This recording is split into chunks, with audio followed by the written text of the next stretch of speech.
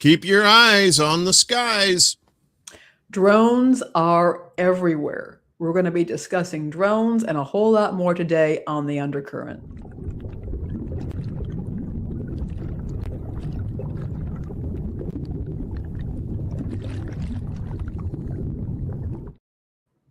Greetings and Warren. salutations. Hello. Hello. It's so good to see you, Uncle Warren. Good to see you too. We got Game.film in the house. Good to see you, buddy.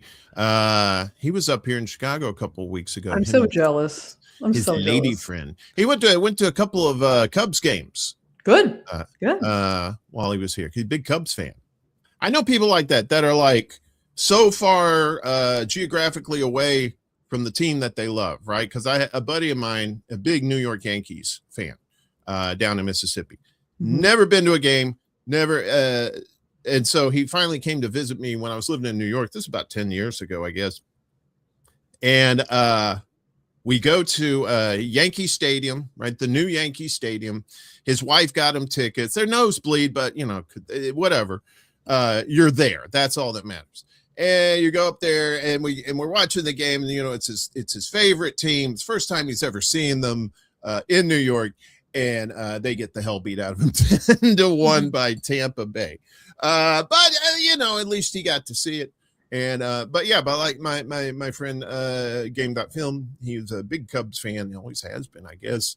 And so he got the humid day of baseball, and then he got the oh crap, where'd this cold come from day of baseball when that big front came through. It was pretty wild, but it was good to see him.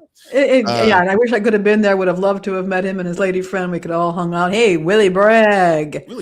All right. Always good to see Willie Bragg in the house. Did I tell you, Uncle Warren, about going to the farm team out here to see one of their games, minor league? Game. Oh no! Who are they? The farm team? The farm team. Yeah, the Arkansas Naturals. I think it's the Kansas City Royals. They're the farm team for them. Honestly, just a fantastic time. The smaller state. I mean, this is professional baseball. They're pros, so they're really good. The good caliber of play is really good. These state. I've never been to a minor league game. And my brother-in-law is totally into sports. That's his favorite way to watch baseball is minor league. The stadiums are smaller. There's a lot more community involvement and interaction. We came in. The tickets are a lot cheaper, but you get to see a great game. We got these little glow wands that we could wave around in the air when we came in. When we left, they gave us all a baseball. There was a free Friday and Saturday nights. They have free fireworks. Yeah, a professional show. I mean, really good.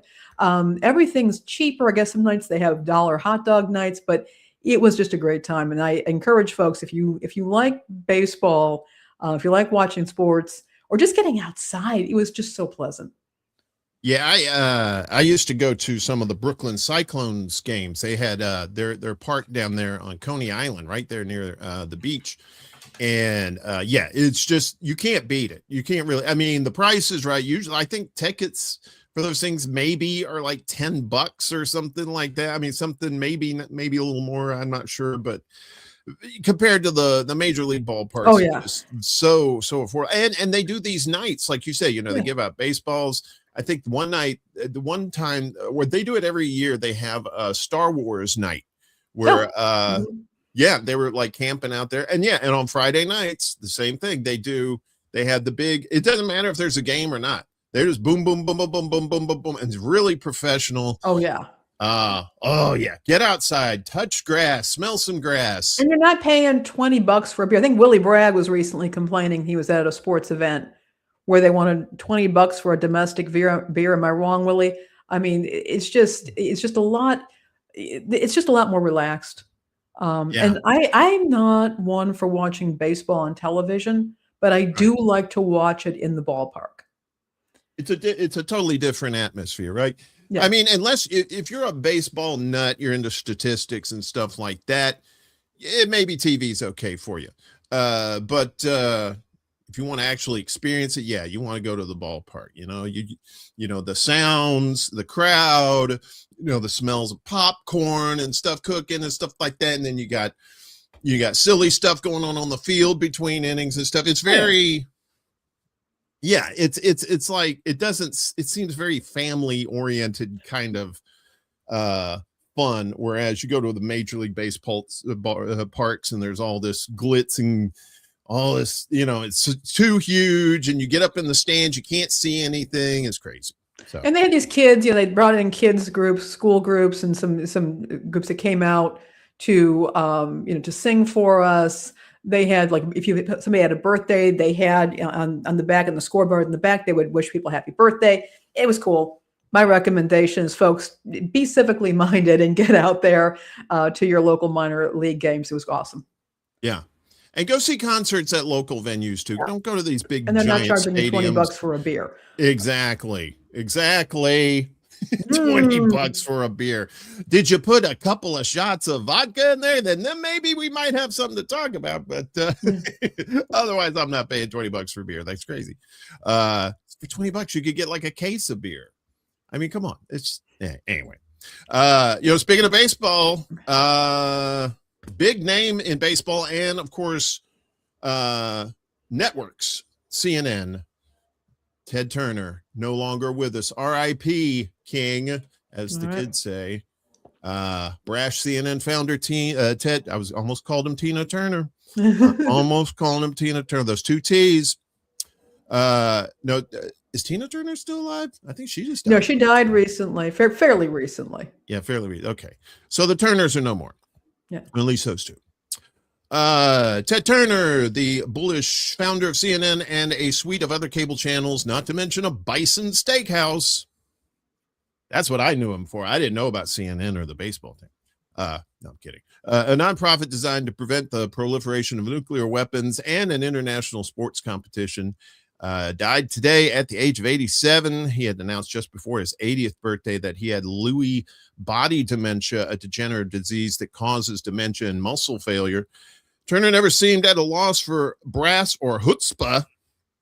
That's for sure. Yeah, he let it all hang out. Let's see if I can do it in his voice. If Alexander the Great could conquer the known world, why couldn't I start CNN? Turner once told Oprah Winfrey. I think that's what he sounded like. He was very like, rah, he was almost like a J. Jonah Jameson kind of thing. He launched the cable news network, CNN, the nation's first continuous all-news television station, on June 1st, 1980, at a converted Jewish country club in Atlanta. The network broadcast news 24/7 from that point on, and indeed built a global array of bureaus. Former CNN chief news executive Eaton Jordan said Turner took inspiration from 24-hour radio stations that relayed news headlines and endless sports highlights on ESPN. Turner remained baffled why the broadcast giants, ABC, NBC, and CBS, hadn't launched cable stations. To him, it was just the most logical thing in the world, and he couldn't understand why nobody else was doing it, Jordan said. So he was going to do it. I guess he's going to do it to himself. So 16 years later, NBC, in partnership with Microsoft and Fox, would launch sibling cable news channels. Each ultimately found success by embracing strong, though opposing points of view, to say the least. Broadcast networks subsequently sought to replicate the original cable ethos with stripped-down streaming services. Turner, a colorful figure with a southern drawl and rail-thin mustache. Yeah, I remember that little pencil-thin mustache thing. Had pronounced views himself often, though not exclusively, of a liberal bent. But he wanted his station to reflect the news, not ideology. Well, so much for that. He thought human understanding across borders would benefit from reporting on stories and people around the world. He was a visionary, a trailblazer, a rabble-rouser, a do-gooder, but not a ne'er-do-well. He was not a ne'er-do-well. And he thought there would be a market for it, Jordan said. Turner often carried a mischievous twinkle in his eye, and his values had been incubated in an earlier era. Jordan... he colorized the movies. Yeah, that was prime. People got very angry. Yeah, that was. Woody Allen actually spoke out against it. Yeah, just and then people started screwing with movies. Star Wars. George Lucas started screwing around with the first 3 movies and stuff, adding new. Yeah, it's just if it ain't broke, leave it. Fix it. Yeah. Just leave it alone. Leave it. Yeah, Jordan joined CNN in 1982 while he was still in college, working overnights as a desk assistant during his first few years. Back then, Turner often slept in a pull-down Murphy bed. Oh, I love Murphy beds. That is just the best. I'd just be afraid everything could get cluttered, and then I couldn't open the bed again. I'm like, damn it, I got to clean up. He slept in the Murphy bed in his office above the newsroom. He would come down to the newsroom to grab coffee, Jordan recalls, but did not usually interact with the staff. First time they met, Jordan says, was because Turner had a guest. It was Raquel Welch. Yeah, that old dog. Woo! They were not Raquel Welch, but Ted Turner. They were both in bathrobes, and Ted was so proud of himself for having such good company that he introduced himself and Raquel Welch to everyone in the newsroom at 4:00 in the morning. Can you imagine sitting in a newsroom? You're like, I gotta get this started. You look up, holy shit, it's Raquel Welch in a bathrobe. Yeah, in a bathrobe. Yeah, exactly. Like, I gotta quit drinking on the job or drink more. We gotta fix this. These hallucinations. CNN has been a mainstay of television journalism for so long. It's hard to remember that it was often underestimated in its infancy. In the 80s, many people didn't understand what the fuss was about. Longtime broadcast journalist Joy Chen recalls. Many people didn't even have cable yet. I didn't have cable growing up. I ain't either. We lived out in the country. Said Chen, who joined CNN as an international anchor in 91. In those early years, CNN was just considered chicken noodle news, and Ted Turner was at first just considered a dilettante. Ooh, fancy. Where's the fancy? I gotta add that fancy music in here because you fancy. You fancy. I'm very fancy. Yeah, that's one of your words. CNN became a training ground for journalists who would be hired by better paying outlets. It's like, come work here so you can go work somewhere else. Chen left CNN in 2001, later working at CBS and Al Jazeera. Look, we were young and at times very shoddy, but we were the only game in town and we did some extraordinary things, Jordan says. Over time, whenever news was happening, CNN was there. CNN broadcasted live when catastrophe struck the Space Shuttle Challenger and its crew in 1986. Yep, remember that? Remember watching that in school? Not traumatized at all. In 91, CNN experienced a defining moment, effectively owning television coverage of the first U.S.-led war against Iraq. I remember that. It was the only U.S. network able to broadcast live from Baghdad as bright flashes from bombs lit the sky. Anchor Bernard Shaw. Yeah, I remember Bernard Shaw. And Pulitzer Prize-winning war correspondent Peter Arnett. Wow, them some old names. Were among those CNN journalists who projected calm under fire. Chen recalls Turner never intended for his journalists to become famous, and she contends he underpaid his staff. You're not famous. You ain't getting no money. Like, thanks, Ted. We were always told Ted's mantra was, you are not the star. The news is the star, she said. She left CNN at the end of 2001.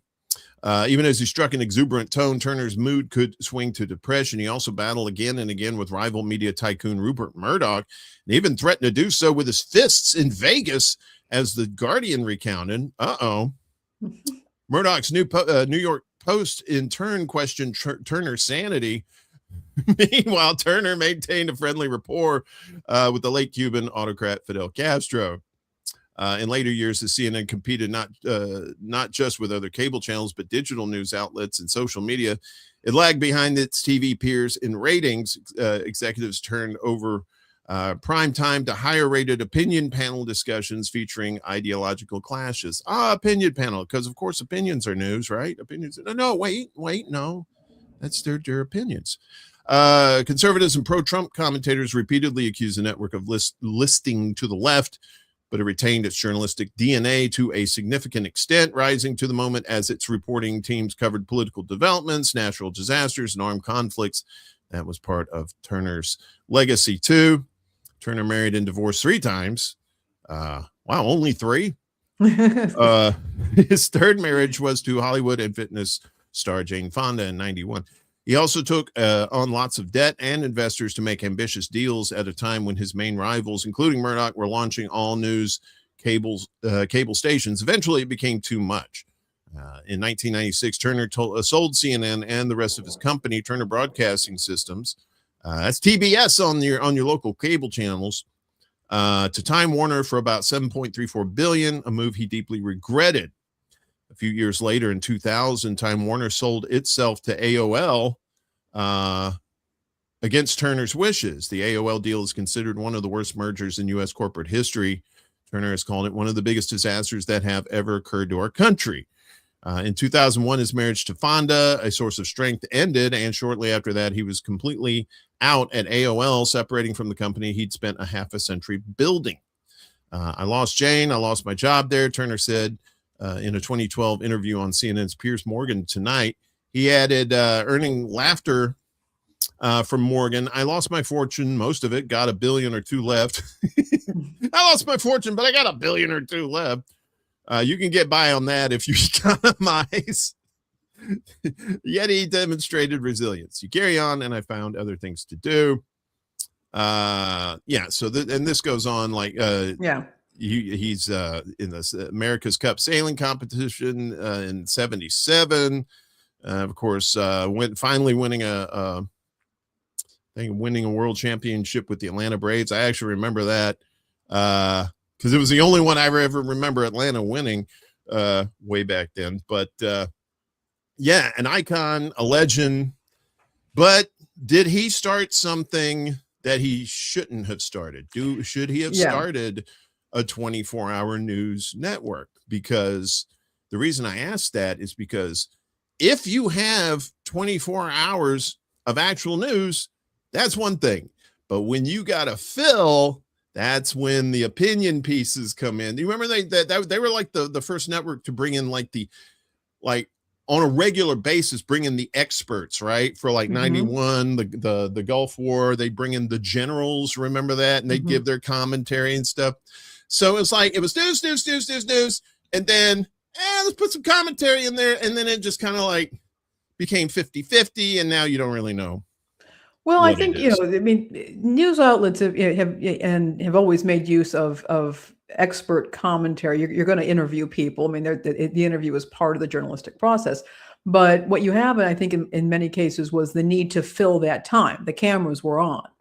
And it's not like radio where you can put music on, or radio where you could have a talk show host. You have a news talk station where people have callers calling in. That's not the way that TV was set up.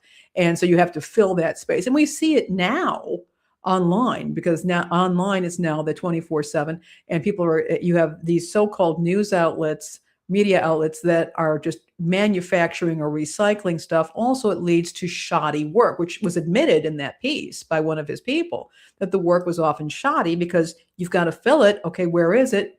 It's not great work.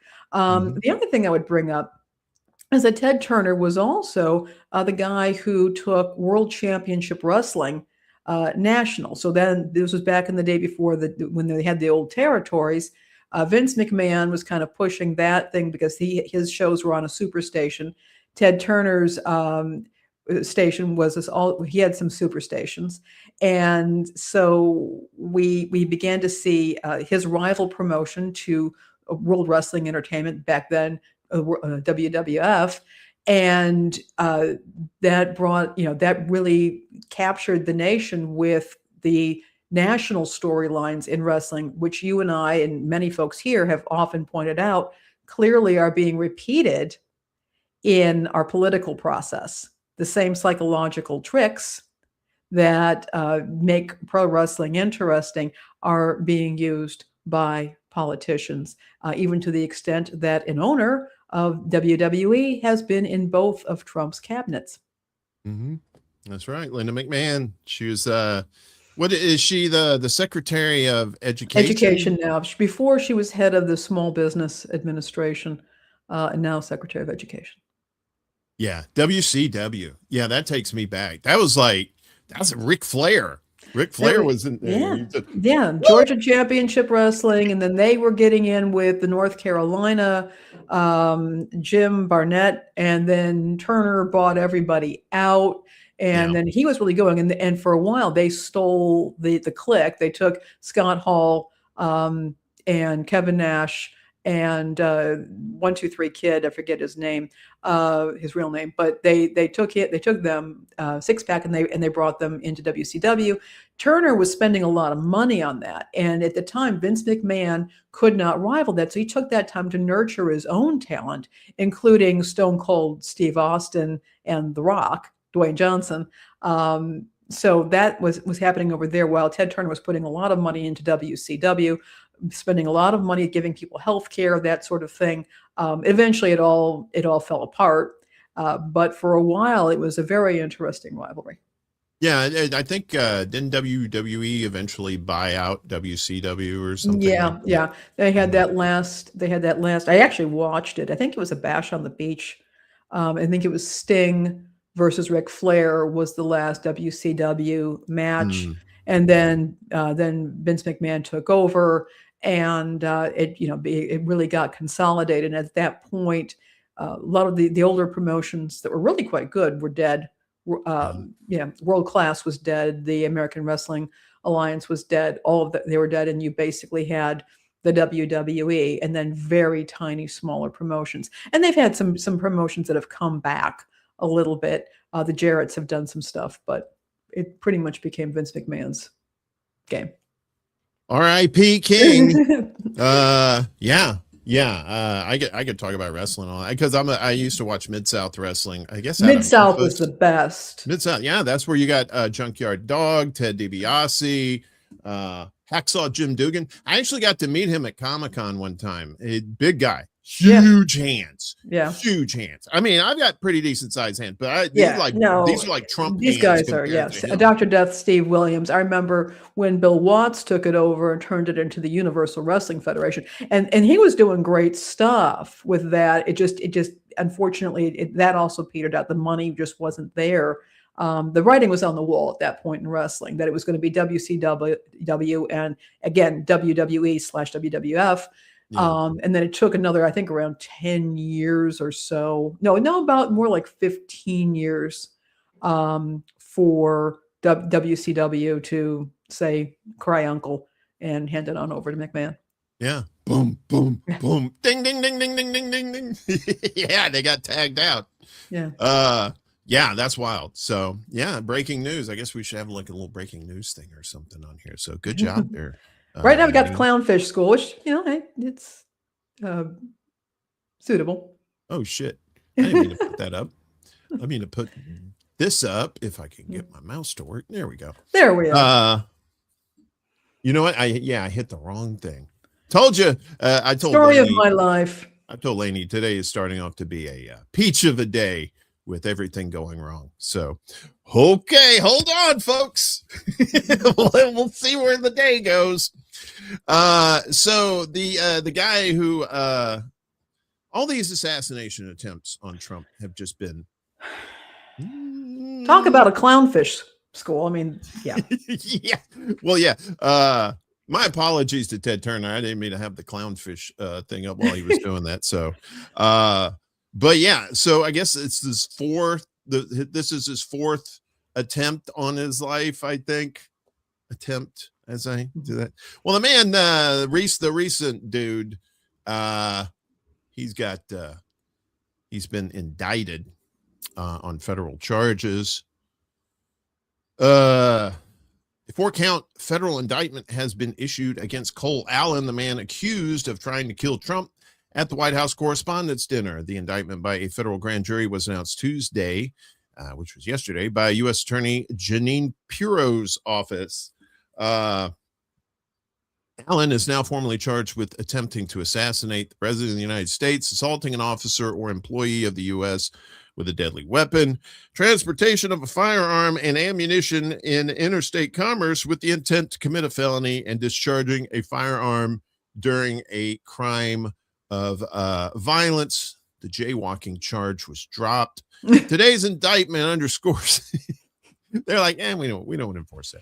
Today's indictment underscores a simple truth. There is evidence this defendant intended to assassinate the president and that he shot a U.S. Secret Service officer as he traversed the country with a cache of ammunition to accomplish his goals, Pirro said in a statement. No hyperbole there. The indictment comes a day after Allen was in court. U.S. Magistrate Judge Zia Faruqi, that's a cool last name, Faruqi, held a hearing Monday afternoon to discuss the treatment of Allen in jail, which he described as seemingly unprompted solitary confinement over several days. The judge apologized at the beginning and at the end of the hearing in response to Allen being held in the safe cell, which he said was tantamount to solitary confinement. The judge added that pretrial detention is not meant to be punitive. Well, yeah, right, because you haven't been convicted yet, so there shouldn't be any due process is a thing. Yeah, I mean, unless this is like a Cardassian court where they already find you guilty. Sorry, Star Trek, Deep Space Nine reference. Investigators believe Allen plotted for weeks ahead of the attack at the Correspondents' Dinner on April 25th. Starting on April 6th, Allen began researching the White House Correspondents' Dinner records show, including several online searches about where the event would be held and who would be in attendance. Sometime before April 21st, prosecutors said Allen purchased a one-way Amtrak ticket from Los Angeles to Washington, D.C. Investigators said while on that trip, the accused gunman continued searching for articles about the event, including details of the speech the president was set to deliver. On April 25th, the day of the event, prosecutors said Allen used his phone to keep tabs on Trump's schedule and when he would be arriving at the event at about 8:30 p.m. Nearly 30 minutes prior to the attack, investigators said Allen took a picture of himself with multiple weapons visible on his person, which I believe is this up here. Yeah, that's this all stuff there.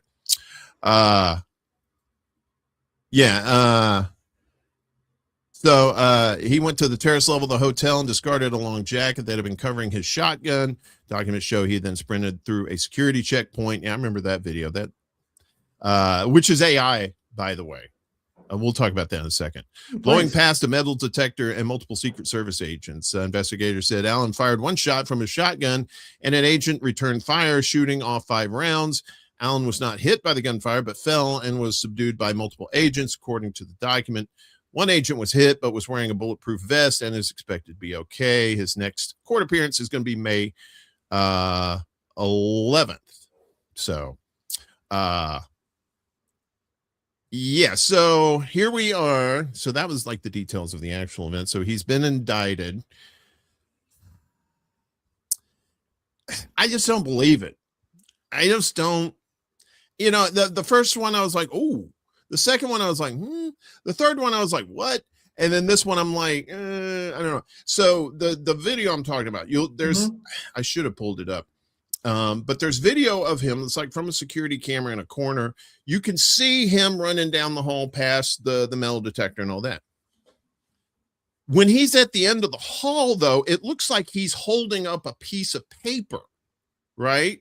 This is the hallucination, the AI hallucinations thing that people were seeing in the Netanyahu videos. It's the same thing here. It's like he was holding up a thing and then he starts running and then it turns into a gun. That's all I'm saying. I'll put that out there, and if people want to believe that, that's fine. I'm going to check that out. You send that over to me later on, Uncle Warren. I'd like to check that out. This, this is a Trump. All of this is troubling. But what I understand is that this guy, people who have known him have said that this is not, he's something radicalized him at some point. That this guy's actually quite intelligent. He's a graduate from Caltech. And I was reading a ultra right-wing blogger was writing about this and said, look, Caltech, as he put it, it's not a DEI school. You get in on the strength of your intelligence and that's it. And made this very, very clear that, okay, this is an extremely intelligent man, talented, intelligent man who did this. I don't know if we're all just going insane, which is always a possibility. But this is not, it was not a well-executed plan. I don't know why he was carrying knives. You're right. It was not a well-executed plan. I see what you did there. You may not have known you did it, but you did it. Right. Yeah. You found me out, Uncle Warren. I mean, the AI video. I mean, the guy was pretty brilliant. I think he worked at JPL too, the Jet Propulsion Laboratory. Yeah, that's out in Caltech, Pasadena. Yeah. And So, Jack Parsons was part of that, and he was the occultist with Aleister Crowley and L. Ron Barbara Hubbard. Bush's daddy. That's our Aleister Crowley. You ever see that video? It's like Crowley, and then they show Barbara Bush, and it's like, holy shit, Crowley. She looks like Crowley with a wig. I'm telling you. All right. I gotta get off of that stuff. But yeah, it was. And when it comes to Trump and these assassination attempts, of course, you always have to take it with a grain of salt, because with Reagan, when Reagan was the last one to get a pop at him, and he got shot in the chest. I remember it. Oh, I remember it. Yeah, I remember it very clearly. Yeah. And I remember Dan Rather swearing on air, damn it, let's get it right. Because they were reporting that he was dead and then he wasn't. And Dan Rather swore on the air. And that was something back then. Yeah. Yeah. You were dropping F-bombs back. You didn't say damn on the air. You barely said damn on like regular like TV shows and stuff. You barely said damn in real life. Yeah. I mean, what we've come to in our daily discourse, whether media or in person, has changed completely. And this is a history lesson for you youngsters out there. But when Dan Rather said damn on the air, I nearly fell off the sofa. Yeah, my dad was just like, whoa. This is what TV's turning into, bunch of potty mouths. Like, yeah, I guess so, Dad. But yeah, I mean, because as a news anchor, you're not supposed to show emotion, right? You're not supposed to be like a Vulcan. We're another Star Trek reference too. Two in one show, bang. But I mean, at the same time, you're supposed to be this professional presenter. Yeah. But you're also human. And when you don't know if your country is in the balance or not, you tend to get a little emotional there. So I don't blame him for that. But he was also one of those like, hold the door, here comes Charlie. We got another thing, another news item here. Bar the door, and here comes Katie with a milk bucket, and he'd like say all this folksy shit. And you're like, what? Well, he was the correspondent, the man on the ground at the Kennedy assassination. Yeah. And he was reporting to Walter Cronkite, who was, of course, the anchor. And what you did see Walter Cronkite do during that hour, it was like an hour and 5 minutes, the broadcast, from the time that they were able to get him on air, which took a while because they had to warm up the cameras until it was confirmed. But you see him taking his glasses on and off. He's trying to hold it together. And he had to, he couldn't touch grass literally, but he could touch glass. You could touch glass, not grass. Yeah. And he was taking his glasses on and off, just trying to stay under control. So. And that was fairly early in his career too. And then 9/11, and he was on the air for that too. Yeah, he was one of the first people to say that looked like a controlled demolition, and they were like,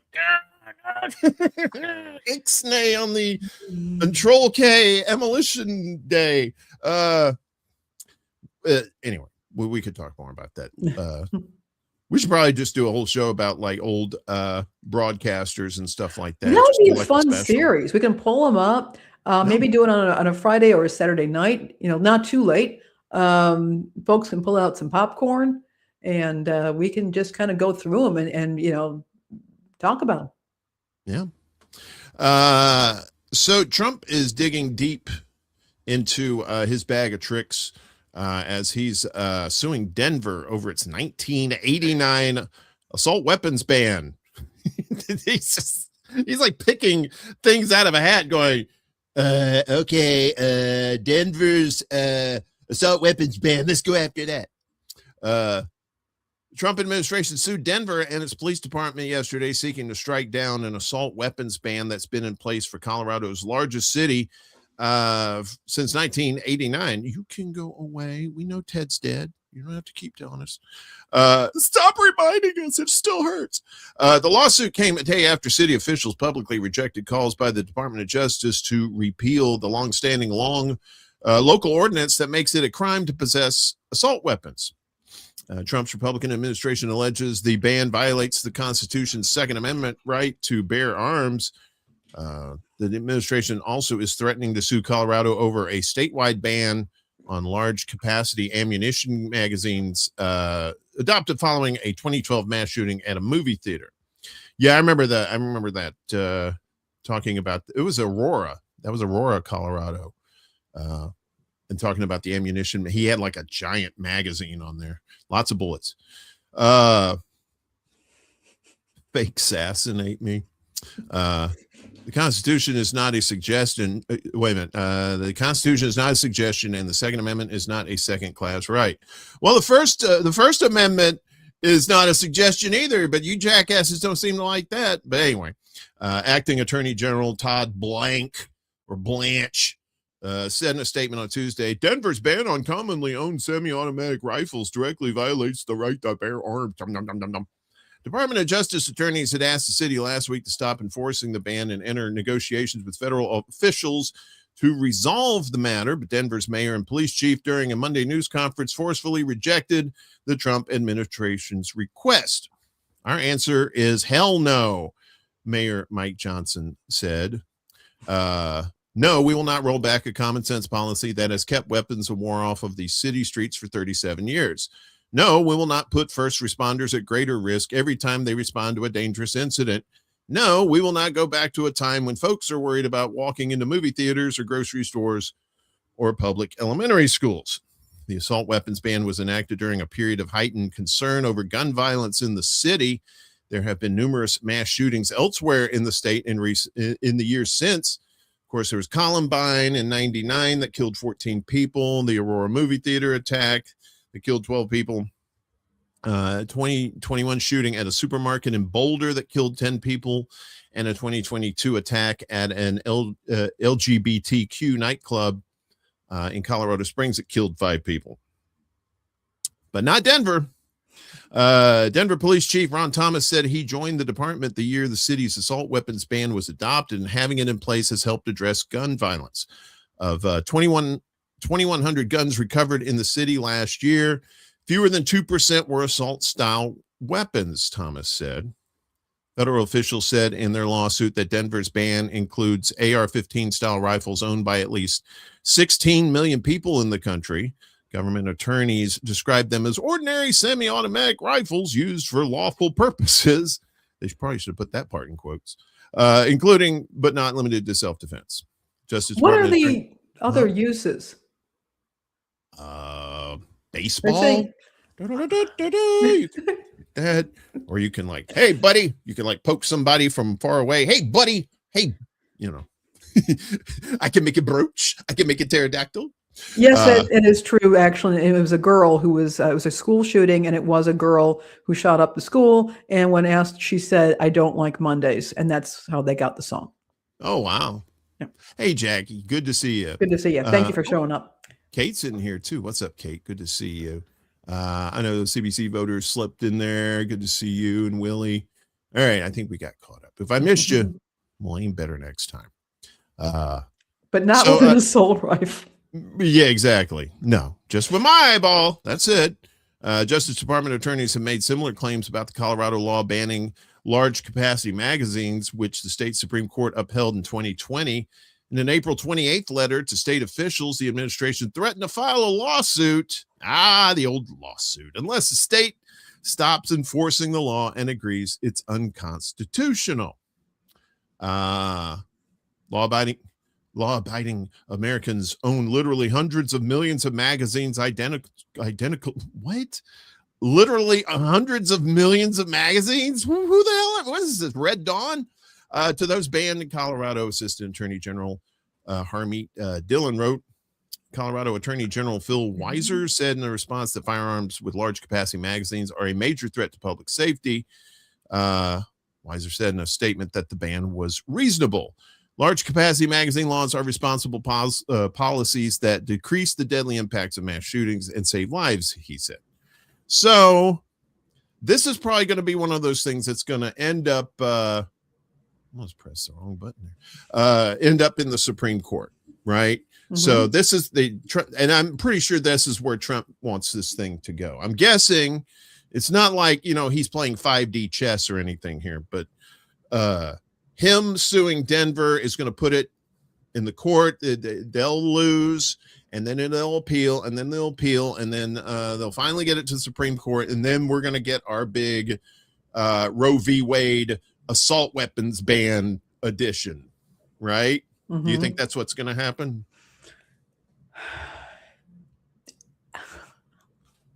I don't know what to expect from this administration. I am continuously fascinated by the flip-flop between what was previously states' rights versus federal, the federal government's rights of the federal government, and the way this is flip-flopped. And when you've got local governments and states who are actively combating what the federal government is doing and how that used to be perceived as a right-wing thing, and that now that has shifted into being a centrist or left-wing thing. It's fascinating to me. And as for this, I think this is, again, I think it's another distraction.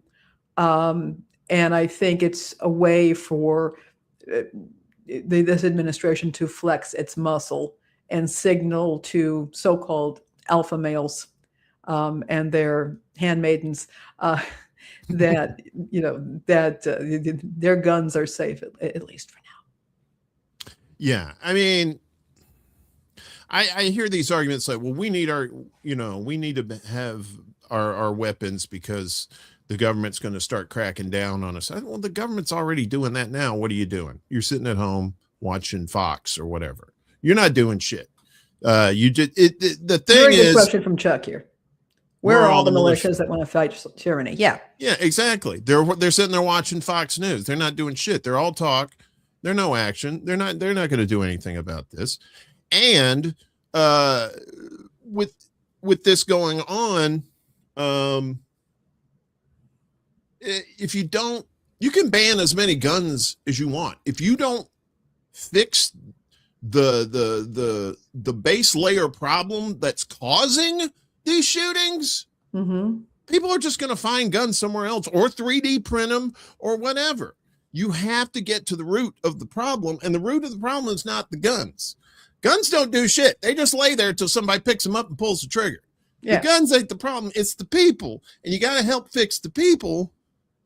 If we had free mental health care in this country, maybe that people actually had some trust in their government. Everybody, suddenly there was howls of indignation that Alex Preddy had brought a gun, a legally owned firearm, which he had every right to have, to a protest. Why might a registered nurse who was considered to be an exemplar of his profession by everybody who knew him, why would he feel a need to do that? Well, maybe because there was a bunch of jackbooted thugs showing up. Yeah. But the howls of the supporters of those jackbooted thugs, well, why did he have a gun? We could ask, that's a good question. Why might he have a gun? Yeah. Maybe he wanted to resist tyranny? Yeah, right. Yeah, that's why I say they're all talk. Because when somebody actually has a weapon and they get busted, they get murdered basically, and they've done nothing wrong, that's when they're like, zip, I'm not saying a damn thing about this. Yeah, and exactly, didn't Marcus from the political matrix say that the arms that civilians have won't make any difference to fight against tyrannical governments because they have drones? He may very well have said that, and we're going to be talking about that a little later in this show. Also, folks, if you have not been over to Marcus's channel, yesterday he did a fantastic short stream about Banksy's latest artwork, what may be Banksy's latest artwork. And he kind of went over some of Banksy's artwork in that show. It was real pleasure to actually hear Marcus talking about art and its meaning in activism. And it's worth checking out. Get on over to the Political Matrix and check that out. I strongly urge you to do so. Yes, please do. He's a friend of the show, obviously, Good person. and a good person. And he puts him and Teal on Sunday evenings when it's not football season, Saturdays when it is. But they always put on a good show, and their chat is top notch too, as well. Well, we talked about having free mental health care. How about just regular health care, right? Why does it have to be such was it who's the guy that was rolling the boulder up the hill and it kept falling back? Is it Sisyphus? Was that the guy? It seems like it's one of those things. We roll the boulder up the hill and then it falls back down on us when we're trying to get just health care. Not color TVs, not Lamborghinis, not like PlayStation assault 5. weapons. Not assault weapons, health care, right? 900 health facilities shutting down or at risk of collapse as GOP cuts ripple across the country. So an advocacy group tracking the impacts of the unprecedented Medicaid cuts that congressional Republicans and Trump enacted last year said Monday that at least 900 hospitals, nursing homes, and other healthcare facilities are now shutting down or at risk of closure, a disaster for low-income Americans who lack easy access to care. This has been happening out in the rural areas too. Rural hospitals been closing for decades.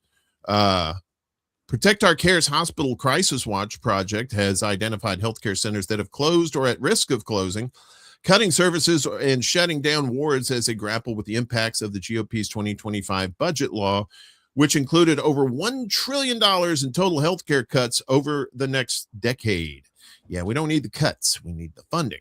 More than $900 billion of the cuts will come from Medicaid, which pays hospitals and other providers for services delivered to low-income patients.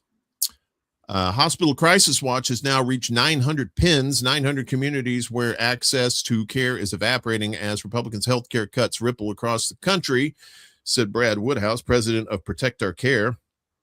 Providers are stretched thin, doing everything they can as resources disappear, and the system buckles under the pressure of Republicans cutting more than $1 trillion from healthcare to fund tax breaks for billionaires and big corporations. Families are driving further for care. Parents are scrambling to find services for their kids, and seniors are being left without the support they need.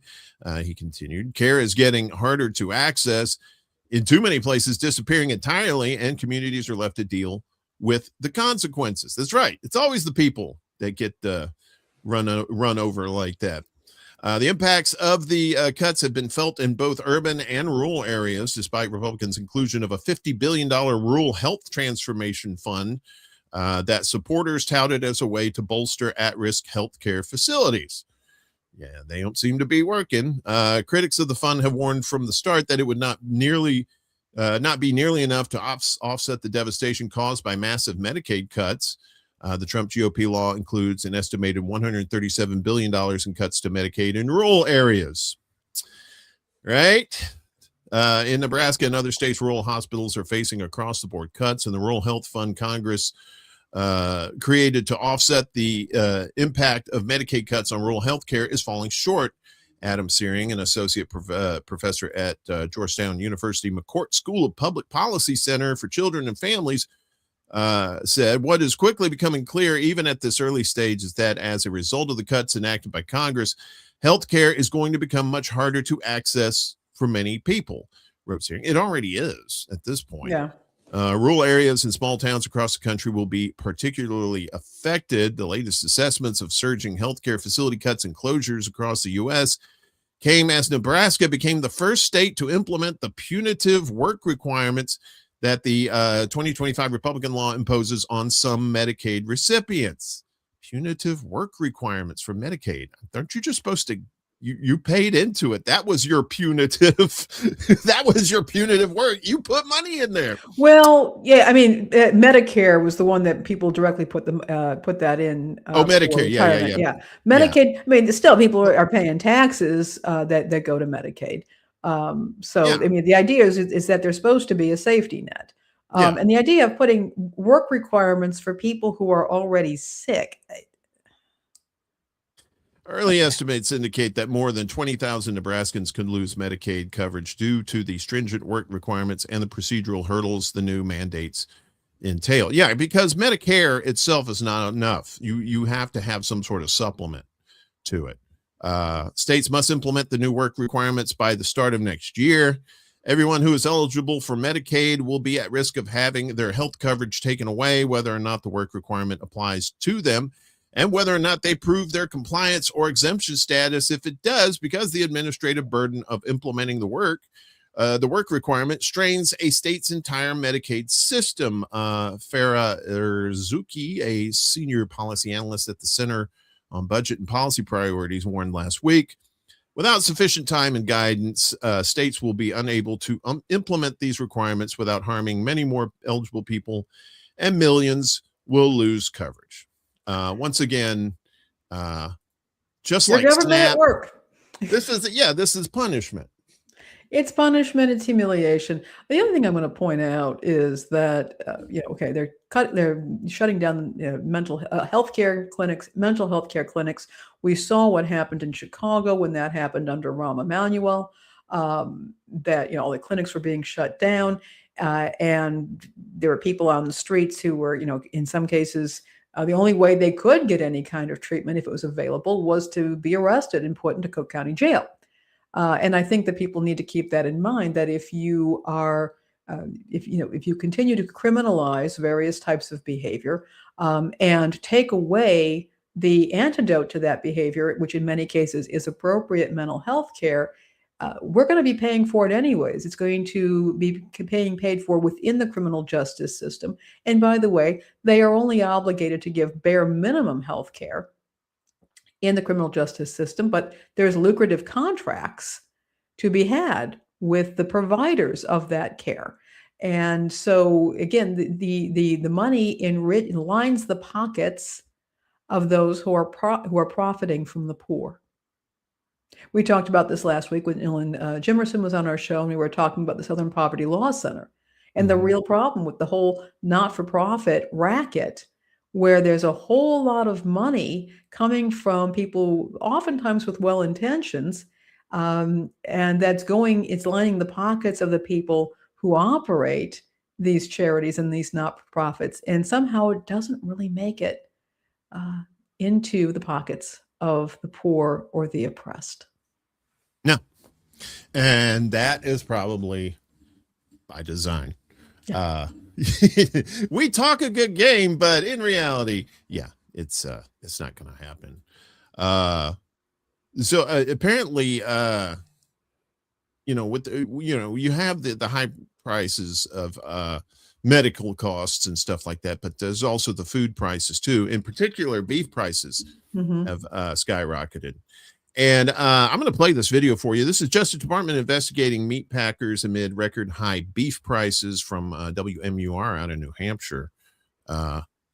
It's about a minute and a half, well, almost 2 minutes, but it gets the point across better than I can just reading this thing. So let's take a listen. Let me know if you give me a thumbs up if you can hear this. I forgot to ask you this earlier. Last fall, President Trump accused meatpacking companies of driving up beef prices through, quote, illicit collusion, price fixing, and price manipulation. Now the Justice Department is following through on his calls for an investigation. We will use every law enforcement tool available to help reduce food prices and vigorously enforce the antitrust laws. The DOJ now digging into 4 companies that control about 85% of the beef processing market. As ranchers face fewer options for selling their animals, the Big Four grow stronger and stronger.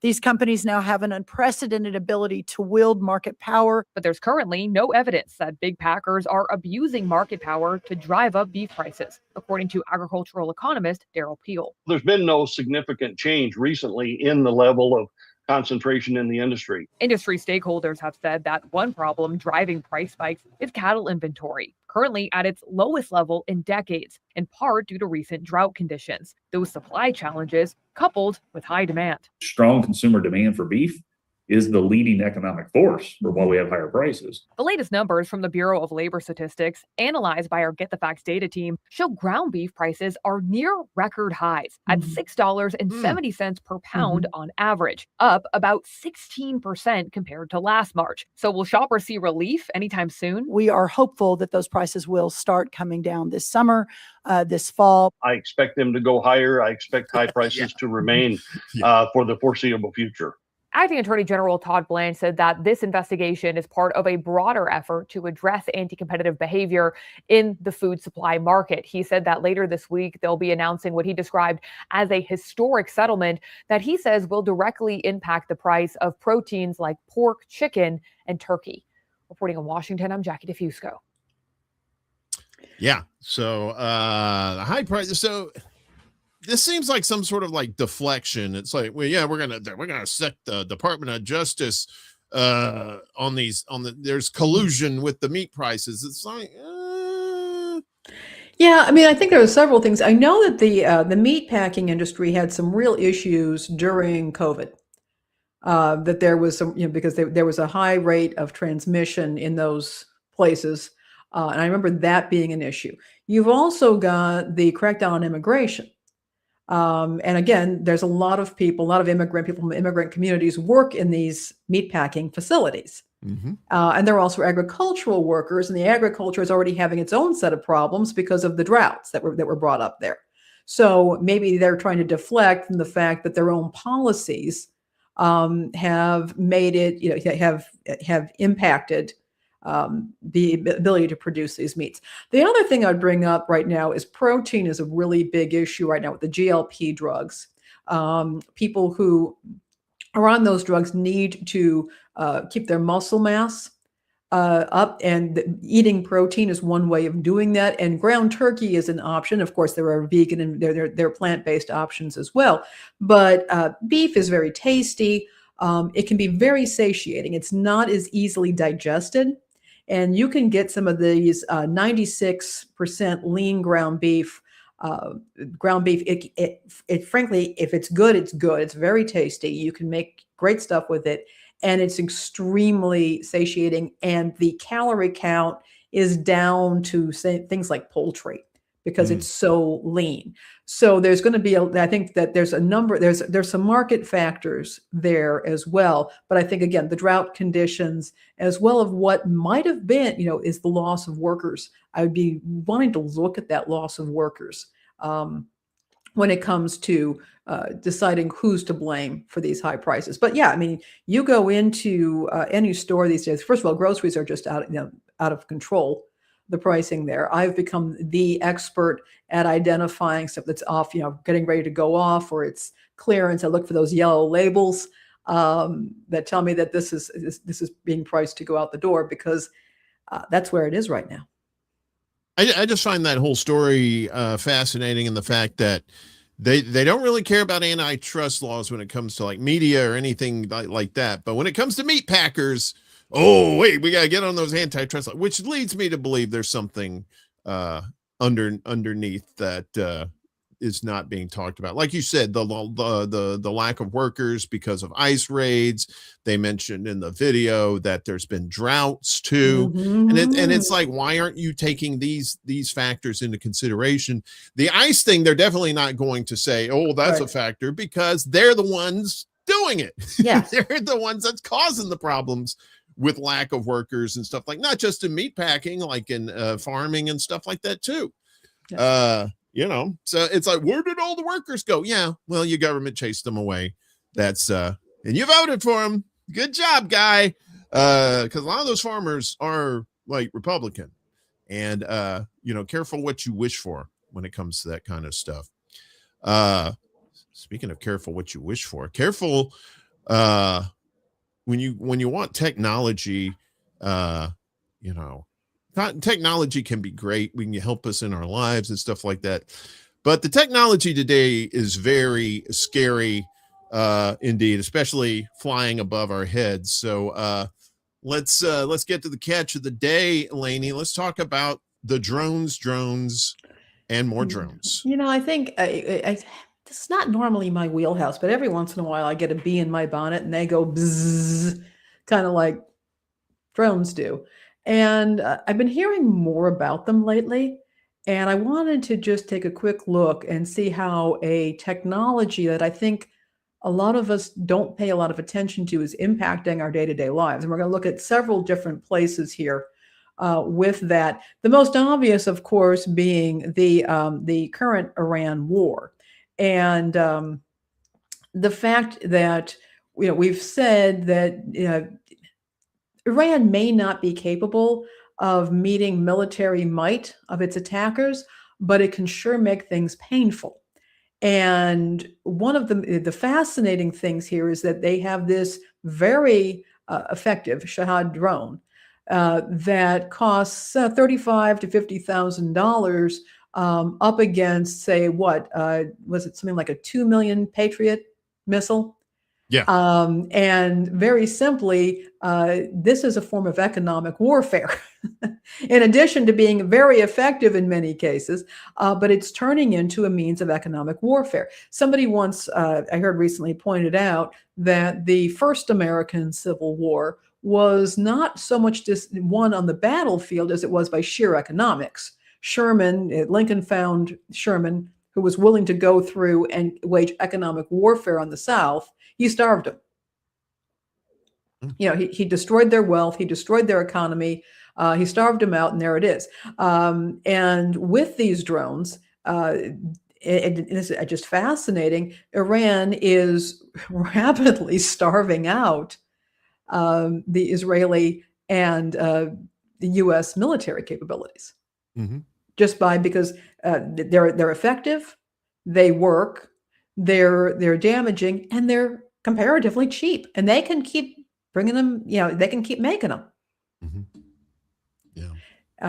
So I mean, I found this really interesting article, Uncle Warren. You just brought it up, but it's an interesting source. Kua. I'm not sure if that's how it's spelled, but essentially, what is happening is that this is not a difficult thing to produce, these drones, and they're proving to be cost effective. Yeah. Well, when I've been covering this on my other show too, the fact that when this war started, that's all Iran was putting out was like the cheapy stuff. And the cheapy stuff that they were throwing at Israel and these other places. And and like you said, Israel and the U.S. throwing up these $1 million interceptors to stop these $35,000 to $50,000 drones. You're definitely winning a war on a budget at that point. But please continue. And I'm not particularly sure that these are that difficult to manufacture. I mean, if you're dealing with some very advanced defense systems or weapons systems where you're dealing with nasty things like nuclear radioactive material, you don't have that. Right. And they can go anywhere, and they can be maneuvered easily in and out, and people may not even really know what's approaching them.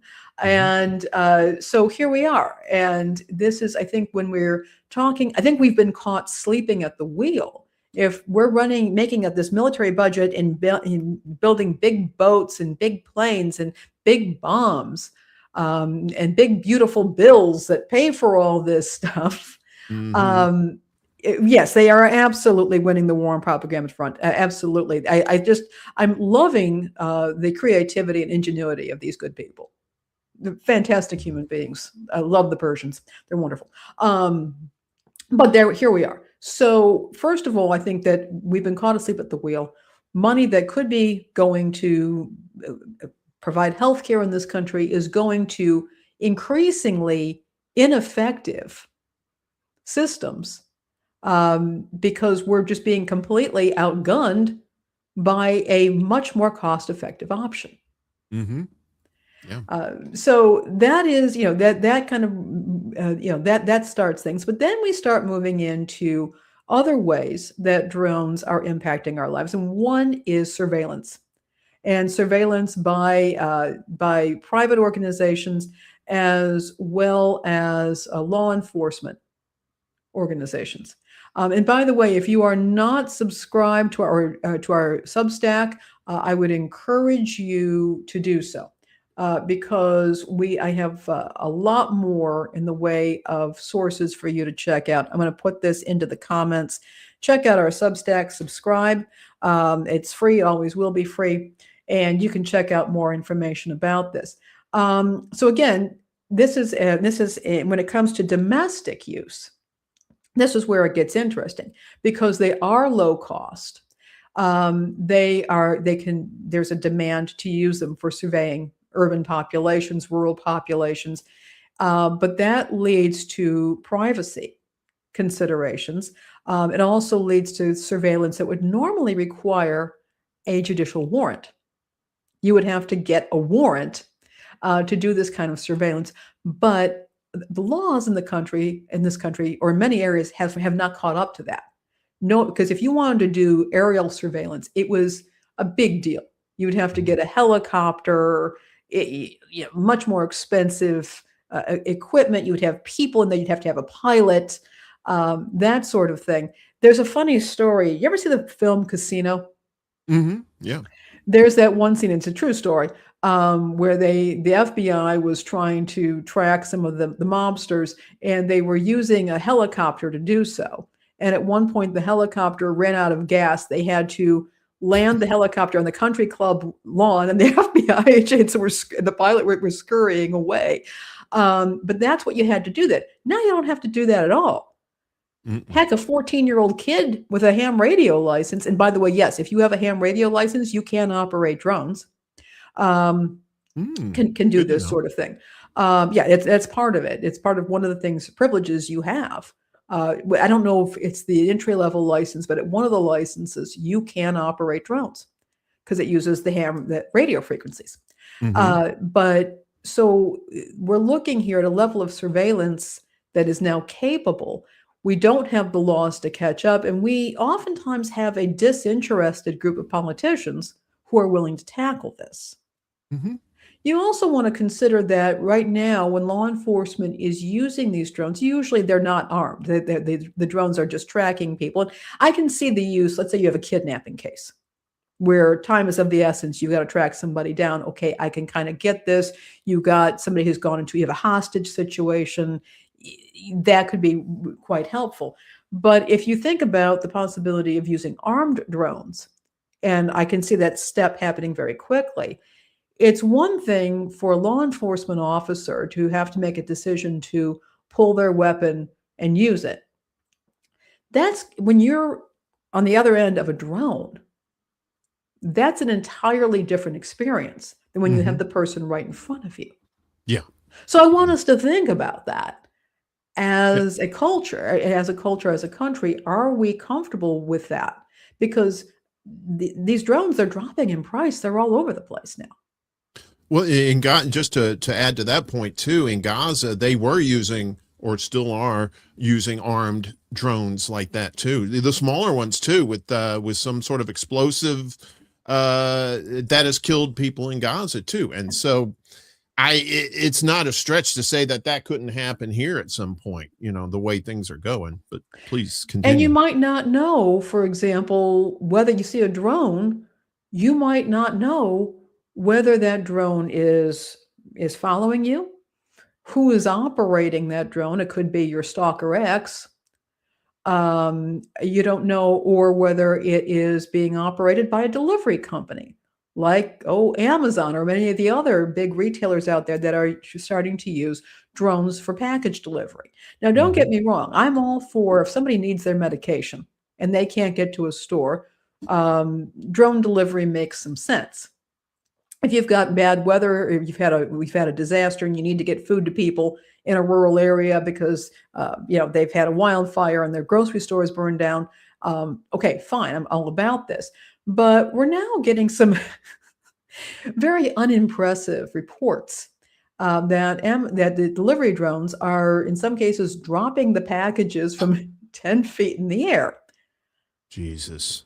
Not only is that not good for whatever product happens to be in there, but there's some danger. I mean, to household pets, local wildlife, and human beings. It's typical Amazon or typical any major retailer. They're always trying to scale things and save costs, but we've got situations now where they're smashing packages by doing this. We're also hearing, though, from locals who are in these areas that are where they have delivery drones, saying that there's noise pollution, that they make this unpleasant hum or buzzing noise, and that is causing noise pollution in these areas.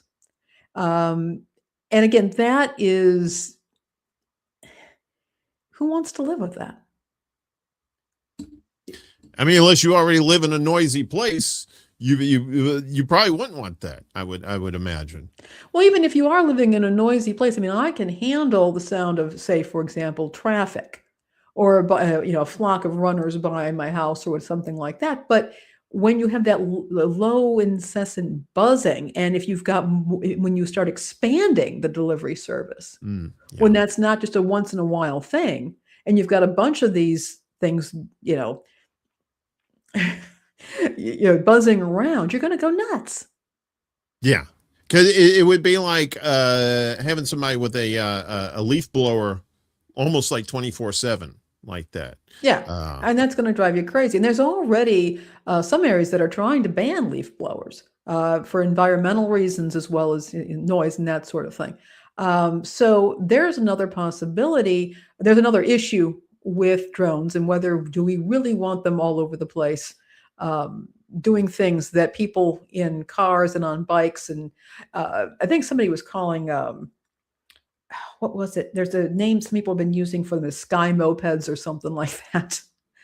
Do we really want that? And we're moving down also, we've been talking about the use of drones as weapons. They could also potentially be used domestically for terroristic purposes. And even more scary, drones are relatively portable. It's not like you're trying to make off with a major weapon or a huge vat of chemicals or radiological material. And so recently we've had two drone thefts that we know of that have recently happened. One was agricultural spray drones in New Jersey. They have recovered the stolen drones, by the way, and nothing bad, ever happened. They were not used for anything. But this is obviously a major concern. If somebody is going off and stealing drones, those fall into the wrong hands, and they're not just being sold on a secondary on the black market, but they could fall into the wrong hands, and you could have a situation in which unpleasant individuals, or frankly even governments, could use them for terrorism or to wage some kind of covert warfare on a domestic population.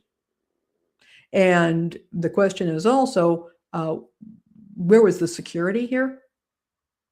You have a potentially deadly weapon, and nobody was paying much attention to it. Same thing happened at Fort Campbell, and the Army has ID'd the drone thieves. They were offering $5,000 for. They've resolved that as well. But the point is that they've had drone thieves there stealing drones as well. So these, because they're smaller, relatively benign, and they're not that difficult to operate. Again, you can do so if you have a ham radio license or know how to operate radios. You can learn how to operate drones. They even have drones for kids that they sell. They have the little teeny tiny ones that you can get like practically anywhere now. Oh, hey, Jackie, good to see you. Thank you so much for stopping by. Much appreciated. See you, Jack. So we're kind of in uncharted. No, we are. We're in uncharted territory. We have now a technology that can undermine multi-million-dollar defense systems. And as well as weapons of war. we have this system that can be used by private industry in ways that may disrupt communities, that could be used by terroristic groups and get very easily used and obtained and manipulated by terrorist groups and, again, governments with ill intent. Are we ready for this? And because we can't even get the legislation to make reasonable restrictions. We are now in an area where a law enforcement agency or a government agency could use something for surveillance that would ordinarily require a warrant, but because there's no law about it, they can't. That cannot necessarily be used as a defense for somebody who's being targeted by the surveillance. Yeah. Well, it's like you said, you could have the creepy ex who's stalking you. It could be local businesses doing surveillance on people. Maybe it could be benign, just doing data research to help improve their stuff, but it's still surveillance. And you don't know if they're using stuff and they're using something that they got a chip in there or something that's transmitting the information for use for data. What's happening with that data? Mm-hmm. Who's getting that data? How is that being used? Did the people that you're surveilling, did they intend for that to be the case? Remember when they started with Google Streets, Street View, and that people were saying, you've got people, you've got their cars, their license plate numbers, street addresses. People can just see them from the street. Maybe this is not a great idea. And Google did clean it up a bit, but it took a while. Yeah. Yeah. That's a lot to go through and blur out license plates and people's faces too, because there were people on there too. You and I were talking before the show about the Amazon thing dropping the packages 10 feet or whatever, and I kind of came up with like, well, maybe it's because people are stealing those drones, so if it's 10 feet up in the air, that's why they're dropping. But that's not an excuse for that either, because it isn't. If you really want the drone, you could get it from 10 feet above your head. Yeah. And yeah, if you really want it. Yeah. But it does raise something. If these drones were being stolen, again, now you've got this drone in somebody else's hands. They go in there, do what they need to jailbreak it. And they could be used for harassment. Think about the potential for harassment. Yeah. That somebody might have. And they say, well, I have to be, 20 feet away from this person. I can't get near this person, but can't help if my drone just happens to go down the street, right? Yeah. Yeah. And that's the thing. And as long as they're unregulated in that sort, in certain places they are, right? Like in New York City, you can't fly drones there because of 9/11. Yeah. They won't let you do that. But I'm pretty sure the police there have drones that they can use. It's just you can't use them. And the other thing is that they're running on these radio frequencies. Those radio frequencies can be jammed.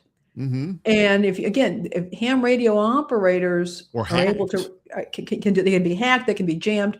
And we've got 750,000, I believe, ham radio operators in this country. And we probably have a lot more people who aren't ham radio operators, but have the knowledge and the equipment to do that sort of thing. Think about the possibilities. And I'm not saying that they should be banned or anything like that. I'm saying this is what we've got. We are in uncharted territory. We might want to start thinking about it. We might want to start thinking period. Yeah, that could happen. Indeed. Well, let's think about the recurring tide today as we look at stories we've been covering and updating. Of course, Ice Baby, one of those stories, and deplorable. ICE hires firm accused of torture to track down undocumented children. Imagine that. This is becoming like some sort of like an evil villain in a children's book or something like this. All this, let's get the torture people to track down the kids. So ICE has awarded a contract to a private security company that has faced accusations of torture and enforced disappearance, to assist in tracking down undocumented immigrant children who arrived in the U.S. alone, a contracting document shows. ICE has stepped up its work so much in pursuing these minors in the U.S. that it has contracted out some of its mission to a third party to put, quote, boots on the ground and locate immigrant children previously released from the U.S. government custody. The agency characterizes the work of tracing immigrant children who reached the U.S. without authorization and were released into communities while they go through immigration court proceedings as safety and wellness checks.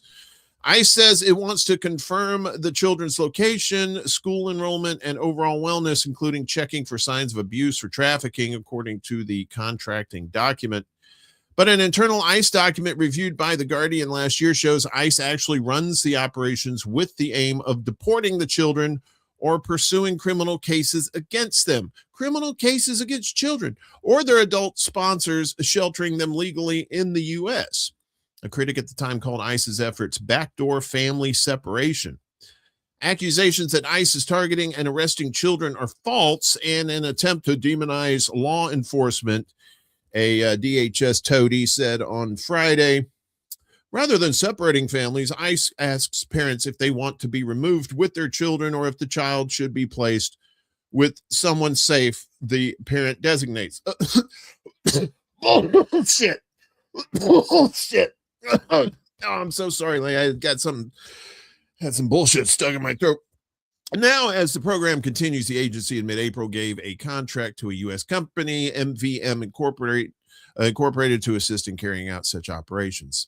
MVM is a longtime security contractor based in Ashburn, Virginia, with about 2,500 employees and provides detention and transport services to federal immigration agencies. Previously provided security services to the CIA.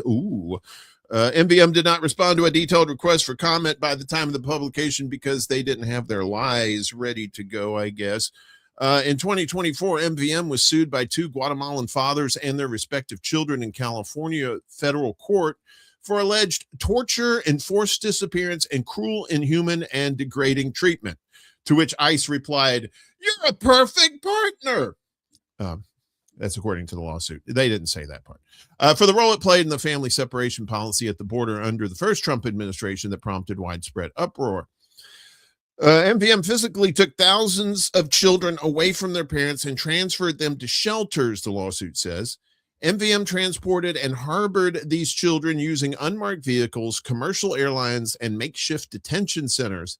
MVM asked a judge to toss the lawsuit, saying the company had openly denounced the family separation campaign, adding that since it was a private company, it should not be held liable for a U.S. government policy. Oh, look at that. It was them. It wasn't us. No, it was them.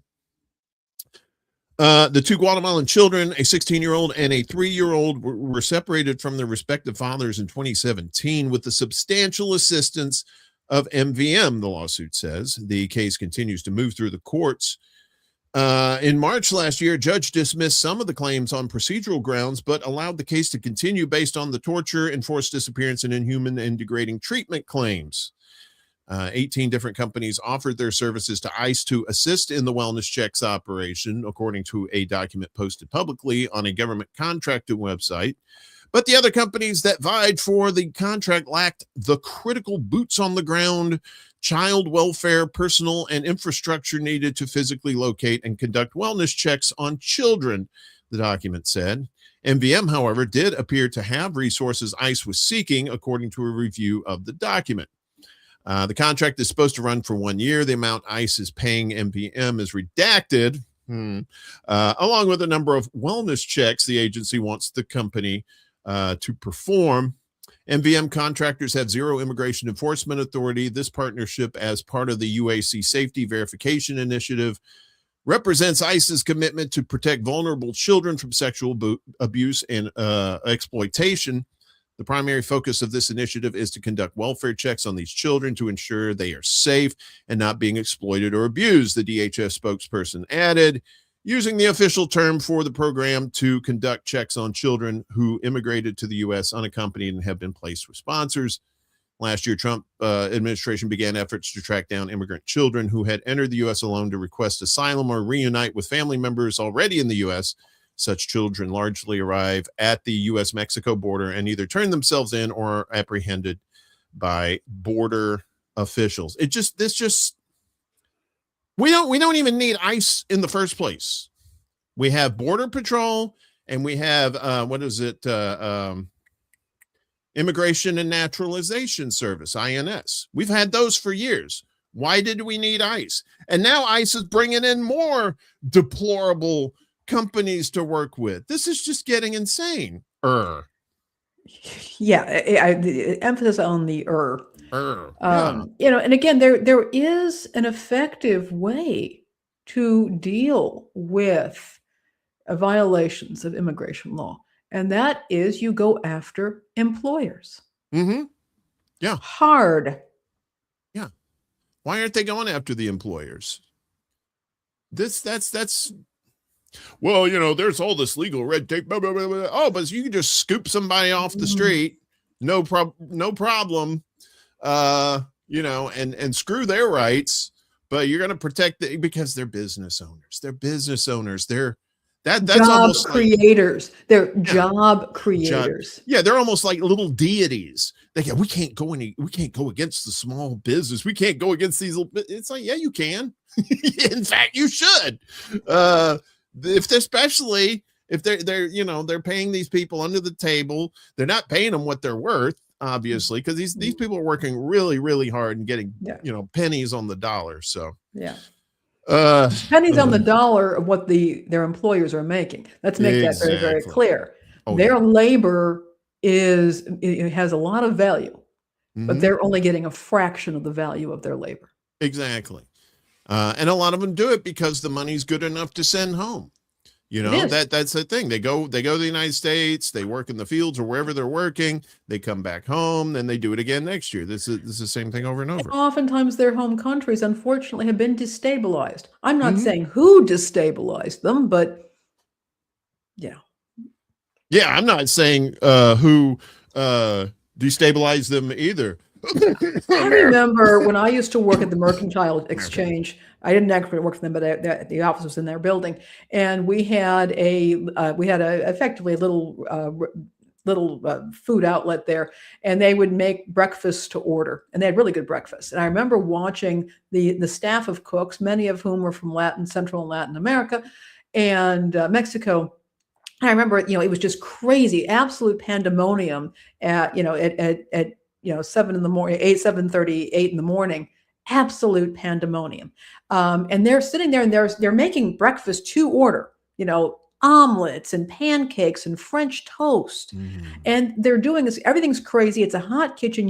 It's a tiny hot kitchen. They all had smiles on their faces. They all looked happy. I went and I talked to a friend of mine in the food industry, and he said, yeah, they're not getting shot at.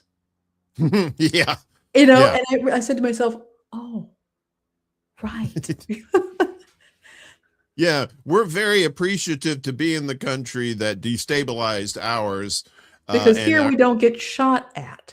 Right. Yeah. But now we've taken care of that. Now they are getting shot at, or they're getting apprehended, having their children apprehended. You see? Yeah. We leveled it out. Yeah.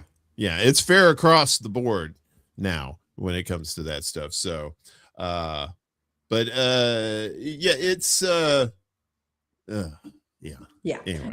Anyway.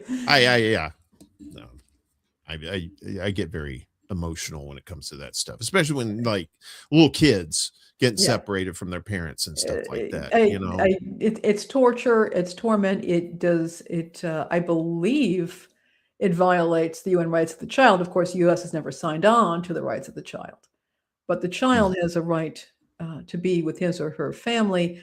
The idea of there is such a simple solution to this. You go hard against the employers, but nobody wants to do that. No, because you know why? Because the employers are probably upstanding citizens and job creators. And also giving out money to politicians to, I donate to your campaign. You're going to take care of me, right? The thing. We know how that works. Yes. Well, meanwhile, Pope Leo and Trumpy have been going at it. And so, of course, Aquaman, Mark Rubio has to step in. I call him Aquaman because of he did a State of the Union response. I can't remember if it was, I think maybe it was Obama was president. And he's doing the response, and he's talking, and he reaches down and he grabs a bottle of water and chugs it. I'm like, hey, it's Aquaman. Boop, boop, boop, boop, boop. He just needs circles coming out of his head. Anyway, but enough of my silly fantasies. Rubio's going to hook it up with the Pope in wake of Trump's bullshit. Rubio will meet with Pope Leo the 14th. There's been 14 of them. Leo must be a popular name at the Vatican, and Italian officials in Rome this week, as Trump's confrontations with the church and Italian government have soured relations. God, who hasn't he soured relations with? Rubio's travel is scheduled for today through Friday. His meeting with the Holy See leadership, like Holy See, like he's got 10-10 vision or something like that. We'll discuss the situation in the Middle East and mutual interests in the Western Hemisphere, the State Department said in a statement. The secretary will also meet with Italian counterparts to focus on shared security interests and strategic alignment. Rubio, a Catholic, will meet the American-born Pope from right here in Chicago, following a bitter public row between Trump and the pontiff. Italian Prime Minister Giorgia Meloni came to Leo's defense and drew Trump's wrath. Of course, she's going to side with the Pope. She's Italian. That's like the home field. In early April, the pontiff expressed rare pointed criticism against Trump after the president, in a social media post, threatened to destroy Iran's civilization. Yeah, I'm pretty sure the Pope would have a little something to say about that. The Pope called those threats unacceptable, and it's unacceptable to destroy a civilization. I mean, come on, please. Bleeding hard over here. Come on. And encourage people to contact their political leaders, congressmen, to urge peace and reject war. The Pope's remarks, coupled with a CBS News 60 Minutes segment highlighting the pontiff's earlier criticism of the Trump administration's mass deportation policy, triggered outrage from the president. Wow, there's a shock. Trump posted on his social media site, Truth Social, a long screed criticizing the Pope as weak on crime and terrible for foreign policy. He's the Pope. He's not a cop. Idiots. The president also posted an AI-generated image that was widely viewed as depicting Trump as Jesus healing a sick man, but he said he was a doctor, and then he removed it because he's an idiot. The public back and forth continued for over a week. So Meloni called Trump's remarks about Leo unacceptable. Trump responded that he was shocked by her comments and added, I thought she was brave, but I was wrong. The Italian leader, a European ally of Trump, had earlier distanced herself from the president in opposition to the U.S. and Israeli war on Iran. But don't worry, Marco Rubio is going to come in and probably make things worse. So we're going to call him DDP. DDP, dull demented potato. I'm not demented. I'm a Catholic. No, wait a minute. Sorry. No, he's not. I don't think he is. I don't know. I'm an atheist. I like trees. I like worshiping trees. I'm a druid. It'd be funny if Trump was a druid. Yeah. I know an arch druid. Do you really care if the Pope and Trump kiss and make up? I don't really get you. I think that this is inevitable. I mean, I think this entire thing, I mean, he has picked fights with everybody. He just, has continuously picked fights with people. And now with the Pope. And when J.D. Vance came out there and said that the Pope needs to work on his theology, J.D. Vance was a Catholic convert 7 years ago. It's not even had a full decade in the church, and he's telling the Pope that the Pope needs to work on his theology. He's like Bryan Cranston on Seinfeld, who converted to Judaism just so he could tell the jokes. That's how he became a Catholic, just so he could tell the jokes. Yeah, exactly. This is the level of intelligence that you have at the top levels of our government, and it's no wonder people are kind of sweating, to say the least, when it comes to that kind of stuff. And it's like you said, God knows what's going to happen in even the near future with the randomness that's going on with these folks. So, well, you know, Trump loves to go after fraud, right? You know, he's tough on crime, even though he commits most of it. But he's going after food fraud or food aid fraud. Trump administration claims food aid fraud, but critics say there's no evidence. That's the story of his whole thing. Every time he says something, there's no evidence. He never has evidence for him. There's a country that does that too. You know the one. Doctor, everything be all right. The Trump administration's attack on the 87-year-old food aid program that supports tens of millions of low-income Americans escalated last week as the Agriculture Secretary, Brooke Rollins, claimed that 14,000 SNAP recipients, included owners of luxury vehicles such as Ferraris, Bentleys, and Teslas. Yes. So the three people, a very minor number of people gaming the system, of course, let's do punishment for everyone, collective punishment. Critics charge that the broadside is part of a disinformation campaign aimed at undermining a benefit relied on by some of the most vulnerable people in the U.S. Rollins did not cite the unnamed state or where this data and its claims came from. But it went viral among conservatives on social media, with Senator Ted Cruz, Senator Rand Paul, Congressman Tim Burchett, and actor James Woods quoting the Post. Oh, Rand Paul, you had so much potential to be better, but you'll never be. The USDA, which administers this $57 billion program, would not comment on the record and would not verify Rollins' claims, which stem from an analysis by the Foundation for Government Accountability, an organization that has long advocated for cutting and reducing SNAP and other federal government benefits, also known as MFers. I'll keep it that way. I'll keep it PG. The report says its conclusions stem from 2023 data obtained by an unnamed contractor from an anonymous state. It does not provide any information on the alleged SNAP recipients or how their identities were matched to car registrations.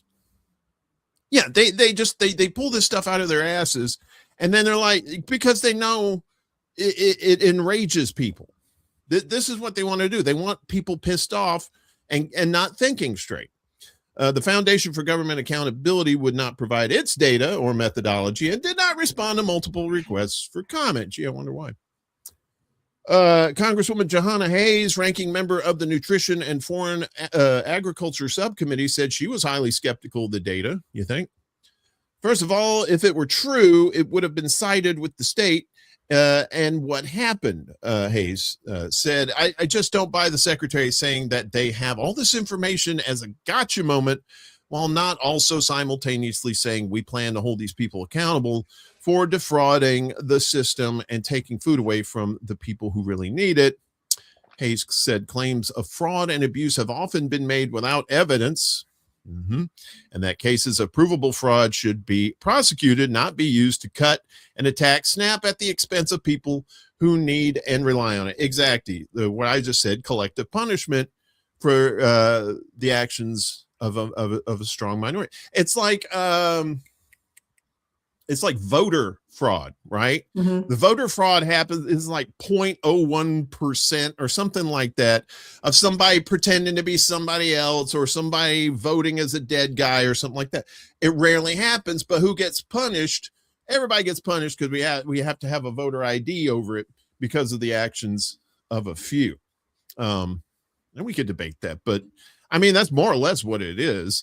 And there's more to this here. Yeah, and I have plenty to say on this particular topic. Yeah, it's bullshit. That's my take. These claims are designed to create outrage and to get people to feel better than the poorest, because not only are the poorest poor, but they're also scammers. So there is. Now, here's the thing. Okay, first of all, even if they actually had the data on this, here's the thing. The fact that somebody has a quote unquote luxury car doesn't reflect their current financial status. Right. That may have been a gift. They may have had that car before they had job loss, or lost a lot of money. These things happen. There was an illness. People lose their good fortunes because they're sick or because their kids are sick. Number two, they're not discussing the condition or the age of these vehicles. I remember once when I was married to my second ex-husband, he had gotten himself a 20-year-old Beamer that he paid, $1,500 for, whatever it was. Now it was still running because it was a good car. Beamers are good cars, and they take a licking and keep on ticking. Yeah. But it was a hunk of garbage when we had it. He didn't pay that much for it. It was a good car while it lasted. But they said, my husband drives a Beamer. This person's driving a BMW. Okay, but it doesn't say anything about the age. There's no context. There's no context there. I also want to point something out. They're quoting Tesla here. They say luxury cars like Tesla. Here's the thing. Uber actually gives incentives to its drivers to finance or rent Teslas. I think it's up to $1,000 or something like that. They're actually incentivizing that. And one thing is I use Uber, not all the time, but I do use it. And I've often noticed a lot of Uber drivers have Teslas. And most people, there are folks out there who are just doing it to get out of the house and make a little extra money. But there are a lot of folks who are doing it because this is their primary source of income, and they are not making bank. But they got an incentive to rent a Tesla. So, there's a number, they're not taking any of that into consideration here. They're just using this as rage bait. Yeah, it is. That's exactly, when you boil it down to it, you're making people pissed off. And I was talking to our buddy Ed about this the other night. I said, it's like whack-a-mole trying to, one lie pops up, you go to hit it, and then another lie, you got to hit that. And it's just like, that's all we're doing. Even as people like us who do shows like this, we're just watching and chasing lies, one right after the other. It's like I said, it's the theme of the Trump administration and the theme of a certain country overseas too, where it's like, we're going to say whatever the hell we want. Oh, do we have proof? Nah, but you can trust us. And it's like, no, I don't trust anybody without proof these days. Bring the proof, or STF. And just stop this, because all you're trying to do is make people hate other people. Exactly. So they don't hate you. Because if you can make somebody hate someone else, you can control them to do other things, like vote for shitty politicians that you want them to elect, or get them to do boycotts of certain places that don't need, it's a matter of grinding people down and then controlling them, right? What is it they call it? Order out of distraction. Chaos. And it's a distraction about a military that invests millions in weapons that are being outgunned by drones that cost a fraction of the price of your expensive stuff. That's a good segue, because we're gonna get to the man of war stings right now, and part of that, of course, the war, the U.S.-Israeli war on Iran affects everybody, right? And including prices of gasoline. We've all seen it, and this may not be shocking to anybody, but gas prices 50% higher in the U.S. than before the war on Iran. Shocking, I know you're shocked. The price of a gallon of regular gas, they say petrol, but I'm not English. I'm not doing that. I'm gonna Americanize this. The price, we're gonna market land of the free, get your brave, get your flag. High gas prices. Go buy your flag. Don't be a commie. You commie. And don't fly other nations' flags upside down. Did you hear about that? Well, no. When King Charles was here, they had I think it was at Arlington Cemetery. They had a full visitation there, and they had the British flag upside down. That means they're in distress. That's well, yes. Maybe it was it was not the Brits that did this. It was the U.S. that did, and this apparently is something that the U.S. does with some consistency. So there it is. Yeah. Don't screw up our flag, but we'll screw up your flag all day long. So the price of gas, the price of a gallon of regular gas climbed 31 cents in the past week, spiking to an average of $4.48 cents per gallon. That means it's going to be a little lower in some of the more rural areas, but in the big cities, it's probably like $6, $7, $8. It is. That's what I've been something like hearing. that. Yeah, double that almost. According to AAA, rising 50% since the war began. AAA's website listed the price at that rate as of today, despite Donald Trump's earlier pausing the military's Project Freedom operation. We'll talk about that in a second, to open the Strait of Hormuz. Because he's like, we're going to open the Strait of Hormuz. Oh, no, you're not. Zop, zop, zop, zop. Uh-oh, we better turn around. I'm sorry. The global energy crisis caused by the war has sent the price of crude oil soaring. Crude oil is the main ingredient in gas. The Strait of Hormuz, the narrow passage of the Gulf through which a fifth of the world's crude oil normally passes, has been blocked, with oil tankers stranded and unable to deliver the crude. Many U.S. drivers were hopeful in mid-April when the ceasefire was announced. Suckers. Amid signs of the conflict would be winding down, and petrol prices fell daily for almost 2 weeks. But as the war continued, petrol prices reversed course and began increasing again. And of course, it also had to do with Trump saying, well, war is over, the war is over. And then the oil prices come down, and I'm just kidding. And then the oil prices go up. So, of course, there's manipulation of the markets there. But, the gas for everyday people is bad enough. But now you're starting to see the truckers. The truckers are starting to feel the heat too, because of diesel prices, or they're higher than regular gas prices. There. And it's people are hurting all over. I mean, I was hearing a woman on NPR this morning talking about this. She, it used to be that she was able to fill up her tank. It would last her for a good long period of time. Now she's paying, for that, for a half a tank. And she's paying the same amount. And it's really tough. I mean, she's working, but there's only so much she can do. Yeah. A lot of these folks, and they just don't have the option of taking on a second job. And you don't know how long you're going to have to do that. And people are suffering. Hell, there's people still suffering trying to get a first job. Yeah. And you've got the truckers out there, they're paying for this, and you got the logistics companies. And then again, this could also be, part of the reason why the price of beef is going up. Yeah. A lot of other things, the cost of just getting it from here to here, here to there. Yeah, because even though beef is not shipped over here, a lot of the stuff that has to do with like feed and the care and the medicines for your animals, your stocks and stuff like that, a lot of that stuff is imported. So you're going to have to transport the beef once it's been finished and packaged. It's going to have to be transported to the stores, and cattle. They're moving cattle around. Mm-hmm. Yeah, exactly. Yeah, it all comes full circle. Circle of life. Yeah. So we told you about the ceasefire and this thing that Trump's like, all right, we're going to pause or whatever.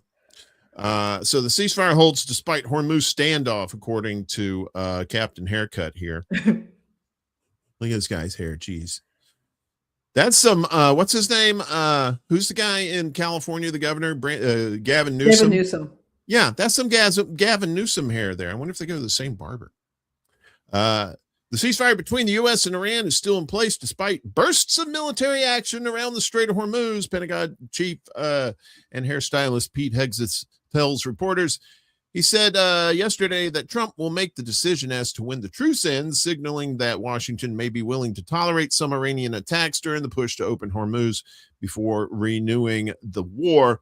The defense secretary stressed that Washington's campaign to pry open the strategic waterway dubbed Project Freedom is not part of the broader U.S.-Israeli assault on Iran, codenamed Epic Fury. Epic failure. The ceasefire is not over. Ultimately, this is a separate and distinct project, and we expected there would be some churn at the beginning, which happened. Hegseth reported. We said we would defend aggressively, and we absolutely have. Iran knows that, and ultimately the president is going to make a decision whether anything were to escalate into a violation of the ceasefire. Monday saw the highest level of hostilities in the war since the truce came into effect on April 8th. Iran said it fired at U.S. Navy ships. The U.S. said it shot down 7 small Iranian military boats. And Tehran renewed its drone and missile launches against the UAE. A South Korean ship near Hormuz was also hit in a suspected Iranian attack. And there were casualties. 3 people were injured in the Iranian strike on the UAE's Fujairah petroleum industry zone. And Tehran said a U.S. attack on passenger boat in the Gulf killed 5 civilians. Oh yeah. A U.S. attack on a passenger. Yeah, we like to attack people in their boats. We've been doing the summary execution thing. Yeah, we do it right here at home. Or on our side of the pond. So, it's just, spreading our love worldwide. Come on down to the Caribbean, man. We blow up boats from the air. We don't care if you're innocent or not, man. More than 24 hours after the start of the U.S. push to break the Iranian blockade in Hormuz, traffic in the strait remains largely at a standstill. Ship tracking data shows. And just to point this out, there was a separate story about this. The Project Freedom was the escorting of ships through the strait, and now Trump has paused that for the meantime. He hasn't put a timetable on that. So yeah, Iran is saying, look, you want to screw around, you're going to find out. And like I said, they tried to get a boat to go through the Hormuz, and Iran shot at them. They had to turn around. I'm like, what are you guys doing? Who's running this joint? Why? It seems like the only adults in the room are the Iranians, right? Am I wrong? And their little Lego figures, which I think are just so cool. The Lego, they're killing the propaganda game with the Legos, right? They're doing everything right in this, right? They throw out the junk drones and stuff at first so that America and the United States can waste all their expensive interceptors. Then they come out with the hypersonics once all that's done, and then dum, dum, dum, dum, dum, dum, dum, dum, all over the Gulf area there. When they're showing you who they are, listen to them. They're not screwing around. And Americans aren't screwing around either now. It seems like at least 60%. As over 60% of U.S. citizens agree, the war on Iran has done more harm than good, which means 60% of the people are starting to finally wake up. Thank goodness. 6 out of 10 U.S. citizens disapprove of Trump's handling of the war against Iran, as rising fuel prices and a weakening U.S. standing abroad weigh heavily on the country, according to a new PBS NPR Marist poll published today, May 6th. May the 6th be with you. I know people say May the 4th be with you on Monday because they're Star Wars nerds. Disapproval of Trump's war rose from 54% in March, while just 33% say they approve of Trump's Iran policy. Those are people who live in bubbles and think that Orange Man good. The findings also indicated increasing unease among Republicans, while 72% continue to support Trump's bullshit. Disapproval has risen to 22%, up from 15% in March. So even the Republicans are like, this cult thing ain't really panning out the way I thought it would. I thought we'd get some good stuff, but nope, we're not. Public opposition to the illegal war of aggression was broader, with 61% of the U.S. Citizens saying U.S. military action in Iran has done more harm than good, including 25% of Republicans. Ooh, a quarter of Republicans saying, yeah, this war is dumb. While 38% of respondents said it has done more good than harm. Really? What good has it done? They didn't take out Iran. They took out the leadership, but they still have the leadership. They didn't put in a puppet. What did they get? Furthermore, the poll found that 62% of U.S. citizens believe the role of the U.S. on the world stage has been weakened by Trump's decisions, up from 57%. Among Republicans, 22% said the U.S. position globally has deteriorated, double the 11% recorded in January. So, yeah, it is starting to, the walls of deception are starting to come down for a lot of people. Economic conditions are adding to the pressure as 61% of U.S. citizens disapprove of Trump's handling of the economy, up slightly from March, while only 35% approve.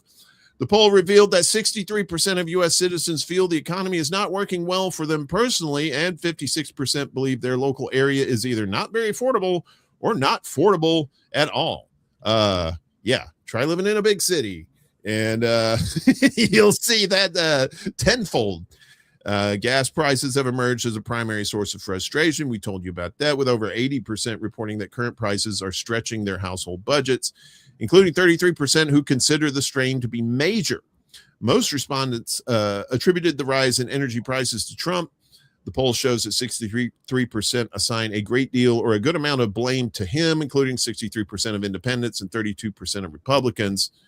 Yeah, so, and these numbers are just going to get higher and higher as it goes.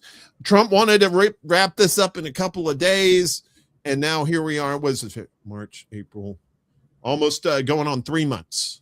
So he thought in 3 days, and here we are almost 3 months, and nothing has been settled, and the people are getting pissed. And the midterms are coming. Midterms are coming. Ding, ding, ding, ding, ding, ding, ding, ding, ding. Midterms are coming. Yeah. Oops, you don't get that guy. Yeah, it's this wars are stupid anyway. But And, you know, yeah. And this one in particular is probably the dumbest thing I've ever seen. So what do you think the October surprise is going to be? At this point, the surprise is like Trump would be resigning. Would be like, what? Because I mean, it's like he's done so much bad stuff. If something comes up like, I think the October surprise is probably going to have to be focused against the Democrats, because they're the ones who are probably more than likely going to take over the House and the Senate. So somebody, they're digging up, they're trying their best, they're going to have ICE agents out at the voting precincts, right? They're already trying to trim the voter rolls, trying to get all these people to not vote Democrat, and various ways of pressure. And, they at least, these are the hardest working propagandists in show business, I think. Yeah. So The surprise, he's going to try to cancel elections with Martian law. Martian. Actually, I mean, I could actually see him trying to rig up a War of the Worlds scenario. We're under attack. His idea of War of the Worlds is throwing cherry bombs into a toilet and seeing if it explodes. So, we got more stuff. Let's get. Yeah, we do. Put on your swimmers. We're going to the press pool. Of course, it's all things Trump. It seems like today. Trump's FTC This going is the after FTC, Kimmel. Federal Trade Commission. Oh, that's right. Not FCC. Sorry. No, we're going to talk about them later. Yeah. I see these letters and I get confused. So is Federal Trade Commission and targeting of progressive media watchdog fizzles. What? A plan of Trump's screwed up and didn't work? Wow. This whole show is just shocking me today. So the FTC's efforts to... Yeah, I know. Shocking. Oh, the FTC's efforts to target a progressive media watchdog have completely fizzled, according to a Monday press statement from Media Matters for America. For months, Media Matters has been embroiled in a legal battle with the FTC over the agency's investigation into the group. Media Matters has described the probe as retribution for its scrutiny of extremist content on the tweeters. As of Monday, the FTC has entered into a legal settlement with Media Matters, withdrawing its investigative demand and agreeing not to issue the same one again, the watchdog said. Media Matters described the outcome as a complete and total victory. The FTC did not immediately respond to a request for comment. Media Matters' win could provide a blueprint for other organizations that face similar actions from the FTC or other agencies in the Trump administration, one of its attorneys said. At issue in the case was whether the Trump administration's FTC could misuse the machinery of the federal government to investigate, exhaust, and ultimately silence the nonprofit watchdogs that hold government and powerful platforms accountable. Nathaniel Zelensky, no relation, or he might be, senior counsel at the Washington Litigation Group, said in a statement, although that seems to be That's his platform, is to investigate, exhaust, and ultimately silence people. Media Matters won legal decisions in the DC District Court and the DC Circuit that provide a roadmap for anyone who is similarly targeted. So Media Matters and other watchdog groups such as the ACLU of DC have argued that the FTC's inquiry into the media watchdog was an attempt to chill and punish free speech. The narrator says that's exactly what that was. In 2023, Media Matters published a report alleging that ads for 5 major companies had been placed next to pro-Nazi content on Twitter. After its publication, Elon Musk threatened a nuclear lawsuit against Media Matters for what he described as a fraudulent attack on the tech company. Musk sued the organization, and multiple states proceeded with civil investigative demands, which were preliminarily blocked in court. In May 2025, the FTC, led by Trump-appointed chair Andrew Ferguson, also issued a civil investigative demand of the group in order to look into whether it worked with other media watchdogs and coordinated advertiser boycotts of Twitter. As part of its inquiry, the FTC demanded that Media Matters disclose documents related to the Twitter lawsuit and its communications with other media watchdog groups. Media Matters sued the FTC, arguing that the investigation was a form of retaliation for its reporting on Twitter. In August last year, District Judge Sparkle Suknanan noted that the case presented, I can't get over the person's first name is, presented a straightforward First Amendment violation and issued an injunction of the agency's actions. The FTC appealed that decision, and the Court of Appeals for the District of Columbia Circuit heard oral arguments in mid-April.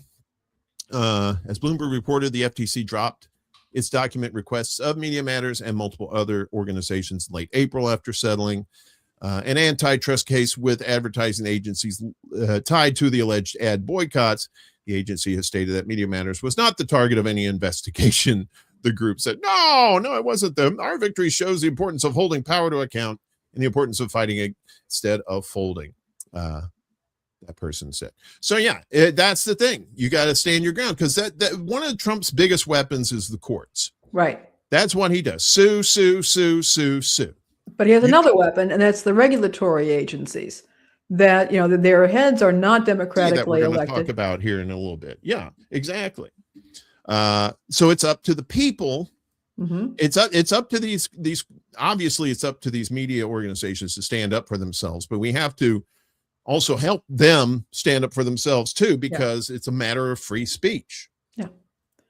And as we've been talking about, exhausting an institution or an individual or an organization or a country is a strategy that's very effective, like what Iran is doing right now, exhausting the U.S. and Israeli militaries. Yeah. And this can also work on this way. You just exhaust an organization. Finally, they're a shell, and there you go. Yeah. And you got to do what you can, because once the Democrats take over in November, and they will, I think it's going to happen. You're still going to have Trump going after these people with his cabinet, with these people. So good on Media Matters, and I hope it is a blueprint for others. Let's check out the Times. The Times is a little bit of hot water. The New York Times, the paper of record. Yes, Laney, the old gray lady. The old gray lady. Kind of like me. For diversity. Stop it. You're not gray. You're not old either. You're very that because I'm younger than you. Exactly. By 2 weeks. By 2 weeks. That's right. You look great. You look like you're in your 30s. Now shut the hell up. We don't need to. You can talk to me all day, you silver-tongued devil. Yeah, we don't have to put this back on me. That's fine. The New York Times was sued yesterday by the U.S. Equal Employment Opportunity Commission. That's the EEOC. For those of you who have the street lingo. Which accused the newspaper of passing over a white man for a top editorial role because of his race and gender in order to meet what the agency viewed as illegal diversity goals. In a complaint filed in Manhattan federal court, the EEOC said the Times discriminated against the male candidate based on his race or sex, violating Title VII of the Civil Rights Act of 1964. The reverse discrimination lawsuit reflects EEOC Chair Andrea Lucas's new approach to employment cases as the agency aligns itself with Trump's policies. Trump has attacked so-called diversity, equity, and inclusion efforts, that DEI, in business, and soon after beginning his second White House term, issued executive orders to end DEI in the federal government.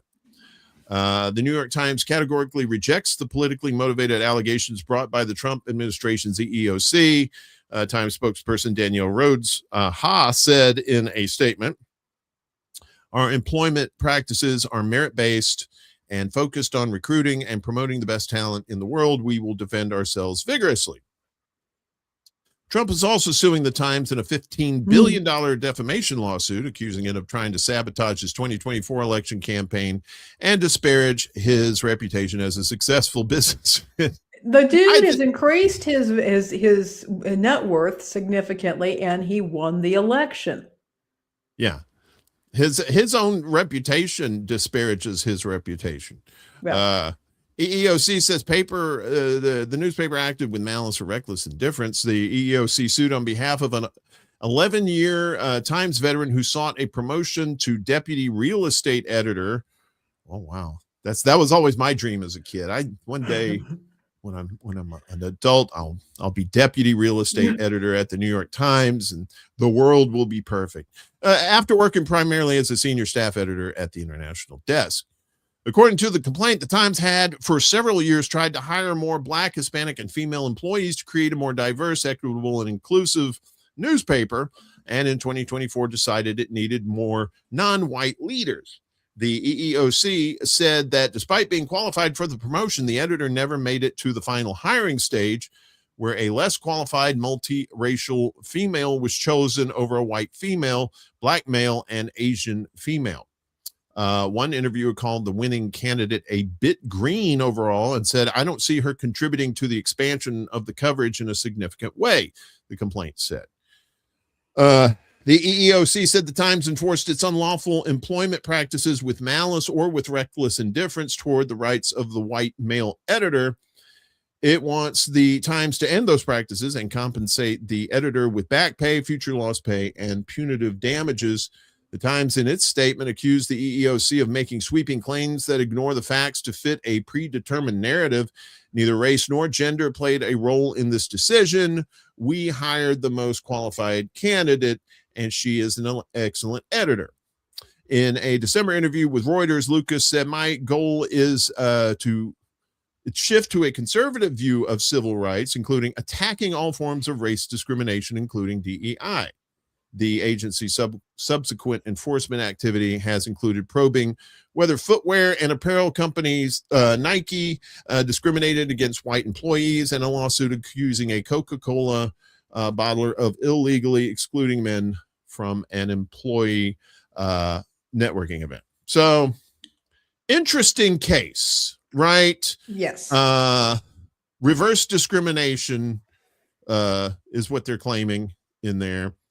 I'm all for merit-based, and I don't know if that's what the Times is doing or not, because I don't work for the Times. I don't have inside knowledge or anything like that.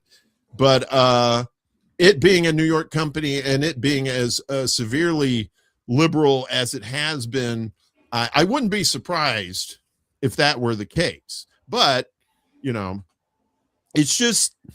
Hiring is more of an art than a science. I mean, look, I'm all about merit-based myself. I would never want a job just because I am an older woman.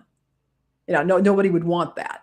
And those are a couple of protected categories there. But I would never want that. I would want to know that I was hired for the right reasons. And the truth is that, again, hiring is an art. It's not just what the person is on paper.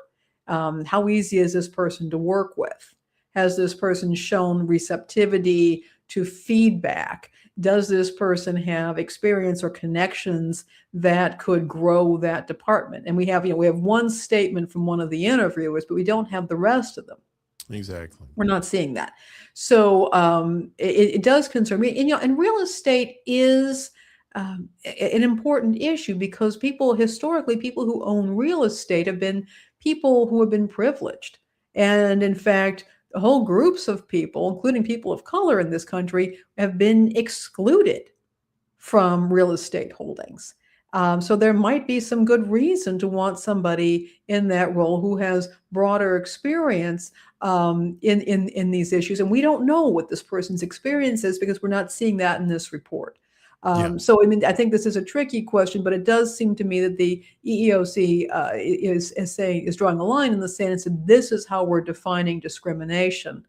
And this is how we're defining ourselves. And we're going to be trying to correct what we believe have been the wrongs of trying to support and uplift people who have historically been on the outside and including them in. So again, I don't want to see employers or anybody discriminating, doing what they called reverse discrimination by any stretch of the imagination. And I don't want to see people being excluded simply because they are white males of some relative economic privilege. But at the same time, I'm not entirely convinced that this administration is holding to a line of equality and fairness either.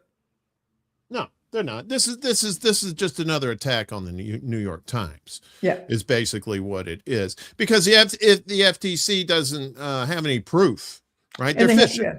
And they have to put, and they're going to have to put resources. The New York Times, and legacy, even as well off as it may be, media is having a hard time economically right now, financially right now. Yeah. And maybe one of the reasons why they were hiring this woman for this role, maybe it's because she's not going to demand the same salary as an international division senior editor would. Mm-hmm. That could be a possibility there. Is that being addressed? I wouldn't be surprised about that. Yeah. I mean, I don't know. We don't know. And I mean, I'm just saying that's the thing. That's pure speculation. Exactly. And it's pure they speculation. Don't give a lot of that information. Yeah, and it's pure speculation on the FTC's part as well. So more wasted time by our government, including by our FCC chairman, who's got a hard-on for Jimmy Kimmel, apparently. So FCC chairman Brendan Carr couldn't get Jimmy Kimmel fired, so he went after Disney's. And he's been threatening this. Remember, it was probably a month or so back. Yeah. He was saying, your broadcast license are coming up for renewal. And now he's going after the mouse. Which is just going to mean another lawsuit. I mean, it's just, it's, wash, rinse, repeat. So yesterday, FCC chairman and rejected Muppet Show puppet Brendan Carr appeared on a podcast hosted by Katie Miller, wife of Deputy White House Chief of Staff of Policy, Stephen Miller. I didn't think Stephen Miller would have a wife, because doesn't that mean having to go to a church to get married? And I'm pretty sure if he hit the doorway, he would burst into flames. Didn't you see him using her as a shield, or groping her and possibly using her as a shield after the assassination attempt? The photo is everywhere, and he's like ducking behind her, and he's got his hand over her breast. He's like grabbing onto her boobie, which is probably the only time he's been able to do so. And he's like ducking behind her. And it's not clear. People were saying he was using her as a human shield. I don't know, but his position was not that of a protective husband and father. That's all I'm going to say on that topic. Yeah. So on her podcast, the conversation turned to Disney. Carr walked her through the agency's options. Licenses come up for renewal every so often, he explained. The chairman can accelerate the schedule when he has concerns. He can call them in early. That should not be allowed, in my view, but go on. No, it's probably illegal as hell in some aspects. But the same afternoon, his FCC did exactly that. 2 days earlier, Trump and his wife, Melania, had demanded ABC fire Jimmy Kimmel for an expectant window joke about the age gap. A widow. Yeah. Expectant widow joke about the age gap between the 79-year-old president and his 56-year-old wife. What is it, 23 years? By Tuesday, Carr's FCC had ordered Disney to file early renewals for its 8 owned and operated ABC stations, including the flagships in New York, LA, Chicago, and Philadelphia. The original deadline stretched from 2028 to 2031. The new deadline is May 28th. The agency said it had nothing to do with Kimmel. Right. Sure. Wink, wink, wink. I sprained my eyelid from winking so hard. The FCC's filing pointed to a year-long investigation into Disney's DEI practices. And Carr told reporters the accelerated review was unrelated to anything Kimmel had said. We're just doing this rando style. The free speech group Fire called the explanation a fig leaf. Interesting. Seth Stern of the Freedom of the Press Foundation noted Carr had argued before becoming chairman that the FCC has no role in policing content. Andrew Schwartzman, a public interest lawyer, told CNN the agency had not pulled this lever against a major broadcaster in decades.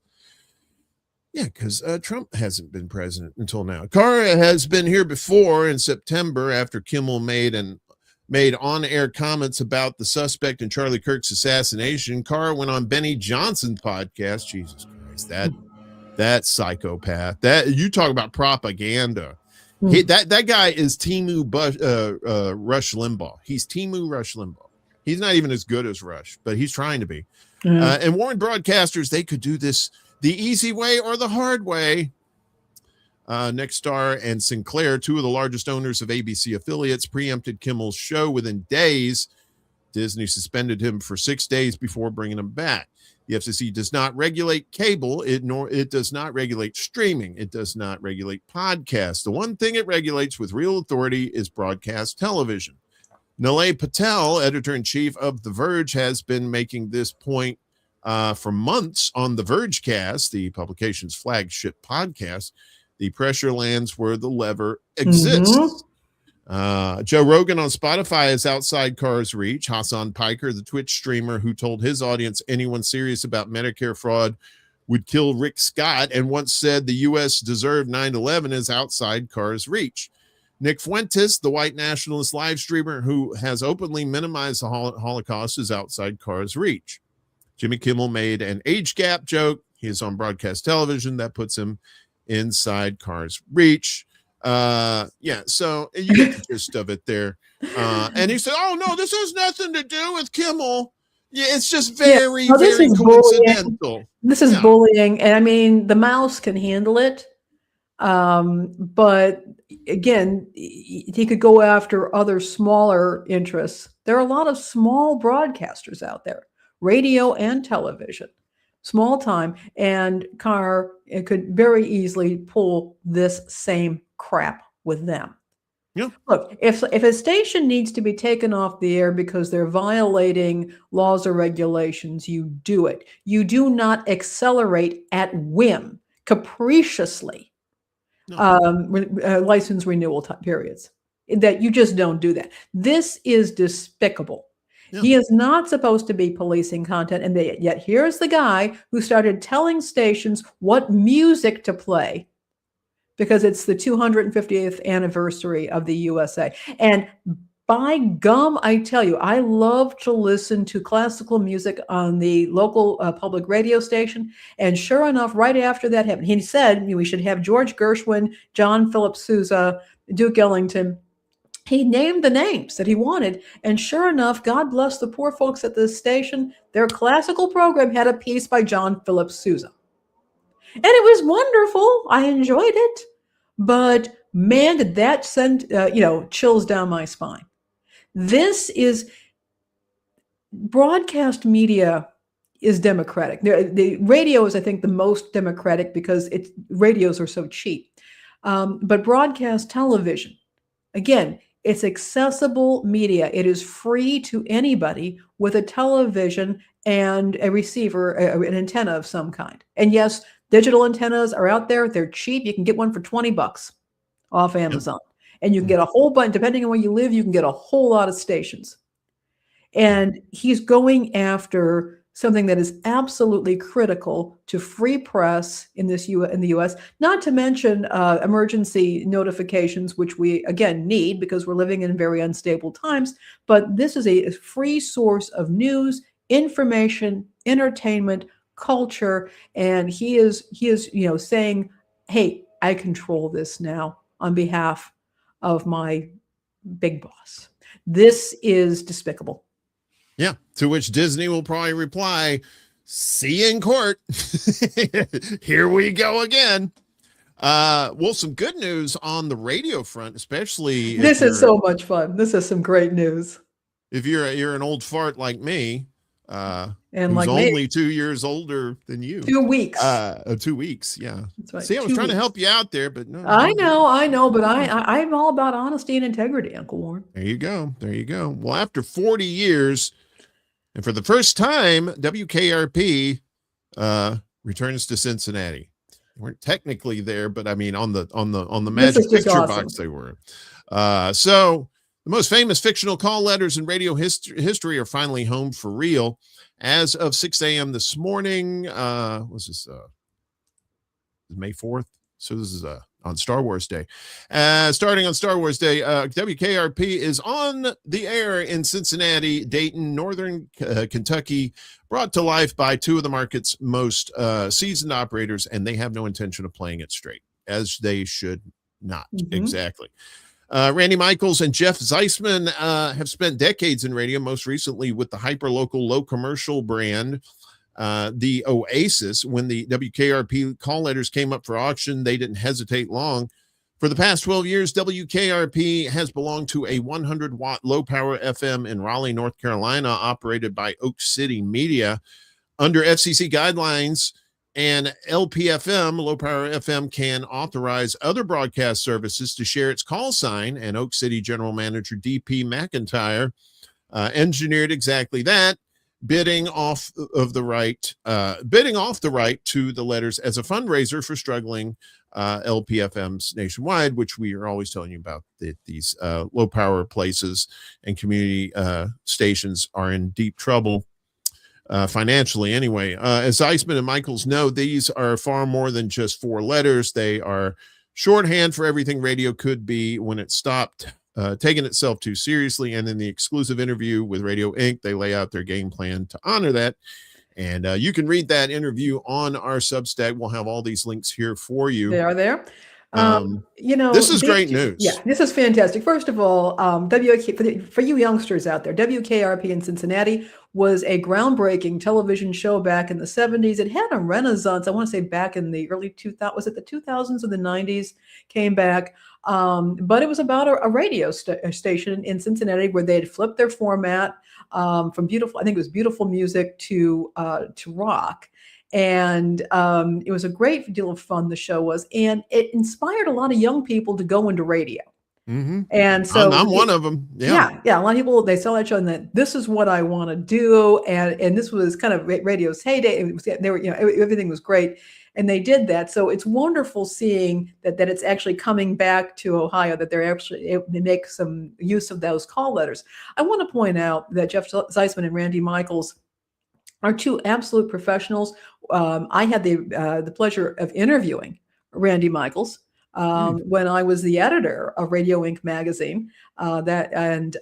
He's a legend. He headed up the Tribune, Chicago Tribune, here over there in Chicago. And Jeff Zeisman, a guy who really knows how to run radio stations. So this is a really exciting time. I think it's fun for everybody there, and to have this, I think it's at a time where I think needs to be a revitalized interest in legacy mediums, and people I think are seeing how great radio can be when radio stations are being run at the local level, where you're not trying to scale, you're not trying to impress corporate shareholders, where you're actually trying to run a radio station in a community and serve that community. And so the knowledge that this station, the Oasis is now, has these call letters is, you can tell how happy I am. I'm just thrilled. Yes, anybody who loves rock and roll, who's Gen X basically, that grew up with WKRP, yeah, it was to see the music, well, to hear the music that they were playing and just the way they were doing it, it was just like, yeah, like you said, there was a lot of people who were inspired by WKRP to try to get into radio themselves.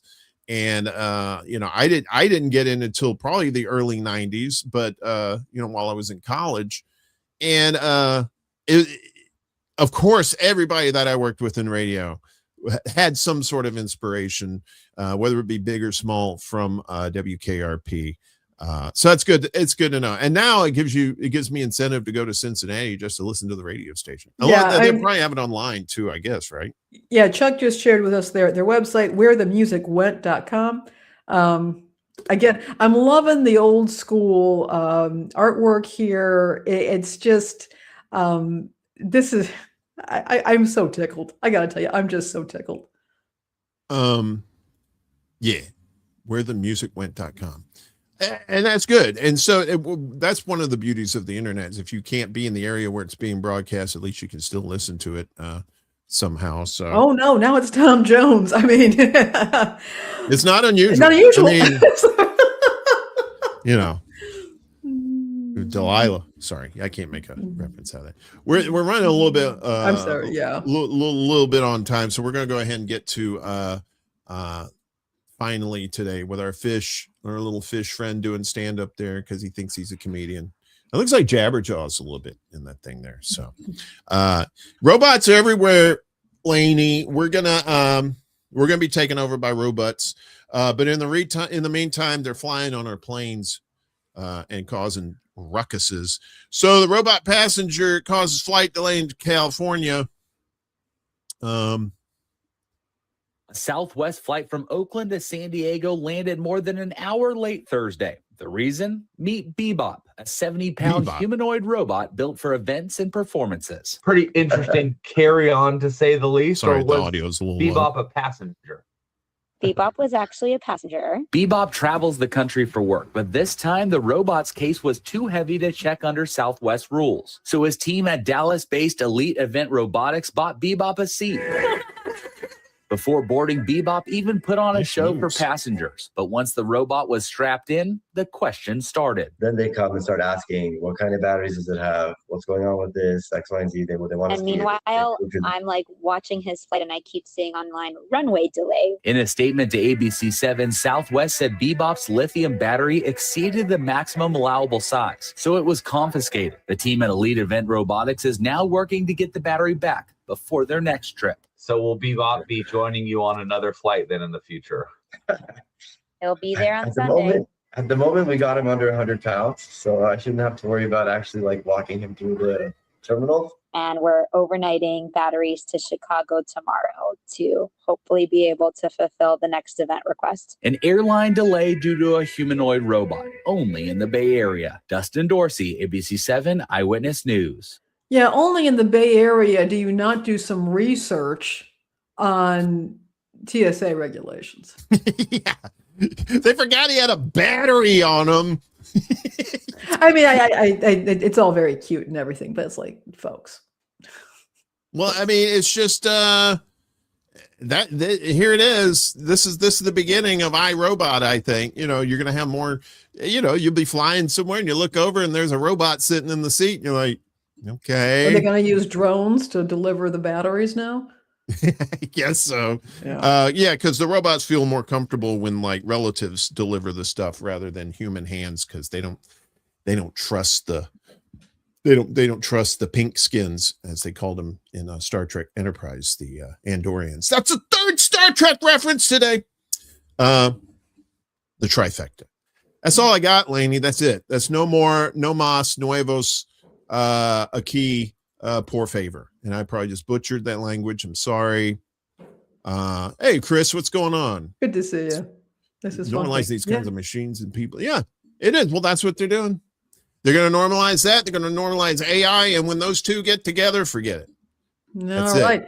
I want to remind everybody, we are on a quest for 100 subscribers to our YouTube channel. And if you would please subscribe, if you have not already, to our YouTube channel, we would absolutely appreciate it. I've just put in our link tree. There's a link right at the very top. You've got your the YouTube icon there. If you just click on that and subscribe to our channel, we would really appreciate it. We want to thank everybody for all your support as well. Your comments showing up. We're at 10 more to go. So if you guys can help us out with that, we'd love it. Yeah, if we get to 100, I'm going to put on a gorilla costume and run around Chicago giving people bananas. No, I'm not going to do that. But we'll do something fun for sure. We'll do something fun. We will. Yeah, so that's all for us today. I'll be back on Friday morning for Morning Extra. Of course, the Secret Show Friday evening. All those are on the Extra Bullet channel, also on Rumble and Facebook on my Jonathan Dearman page. That's me, by the way. And then this show will be back next week. Same bat time, same bat channel, noon Eastern, 9 a.m. Pacific time. And then we'll have more news you can use. And again, we do appreciate everybody, especially if you're watching this live or if you're watching us in the future. If you're watching us from the past and you're a time traveler, give me a call. Let me know. We'll talk business. I got a few jobs for you, time traveler. Anything else before we get out of here, Lady P? I'm just glad to see you, Uncle Warren. Glad to see everybody. Great show today, and thank you all so much. Yes, thanks everybody. Take care of yourselves and each other. And I know that sounds cliche, but we really need that. It's important. It really is important. Because the more we don't have to be divided. We could the more we're united, the more that scares the higher ups. So let's scare the higher ups. Let's give them a little bit of a scare, just a little bit, and then we make it bigger. We're scared. I'll see you in hell. All right, folks, have a good one. We'll see you later. Peace.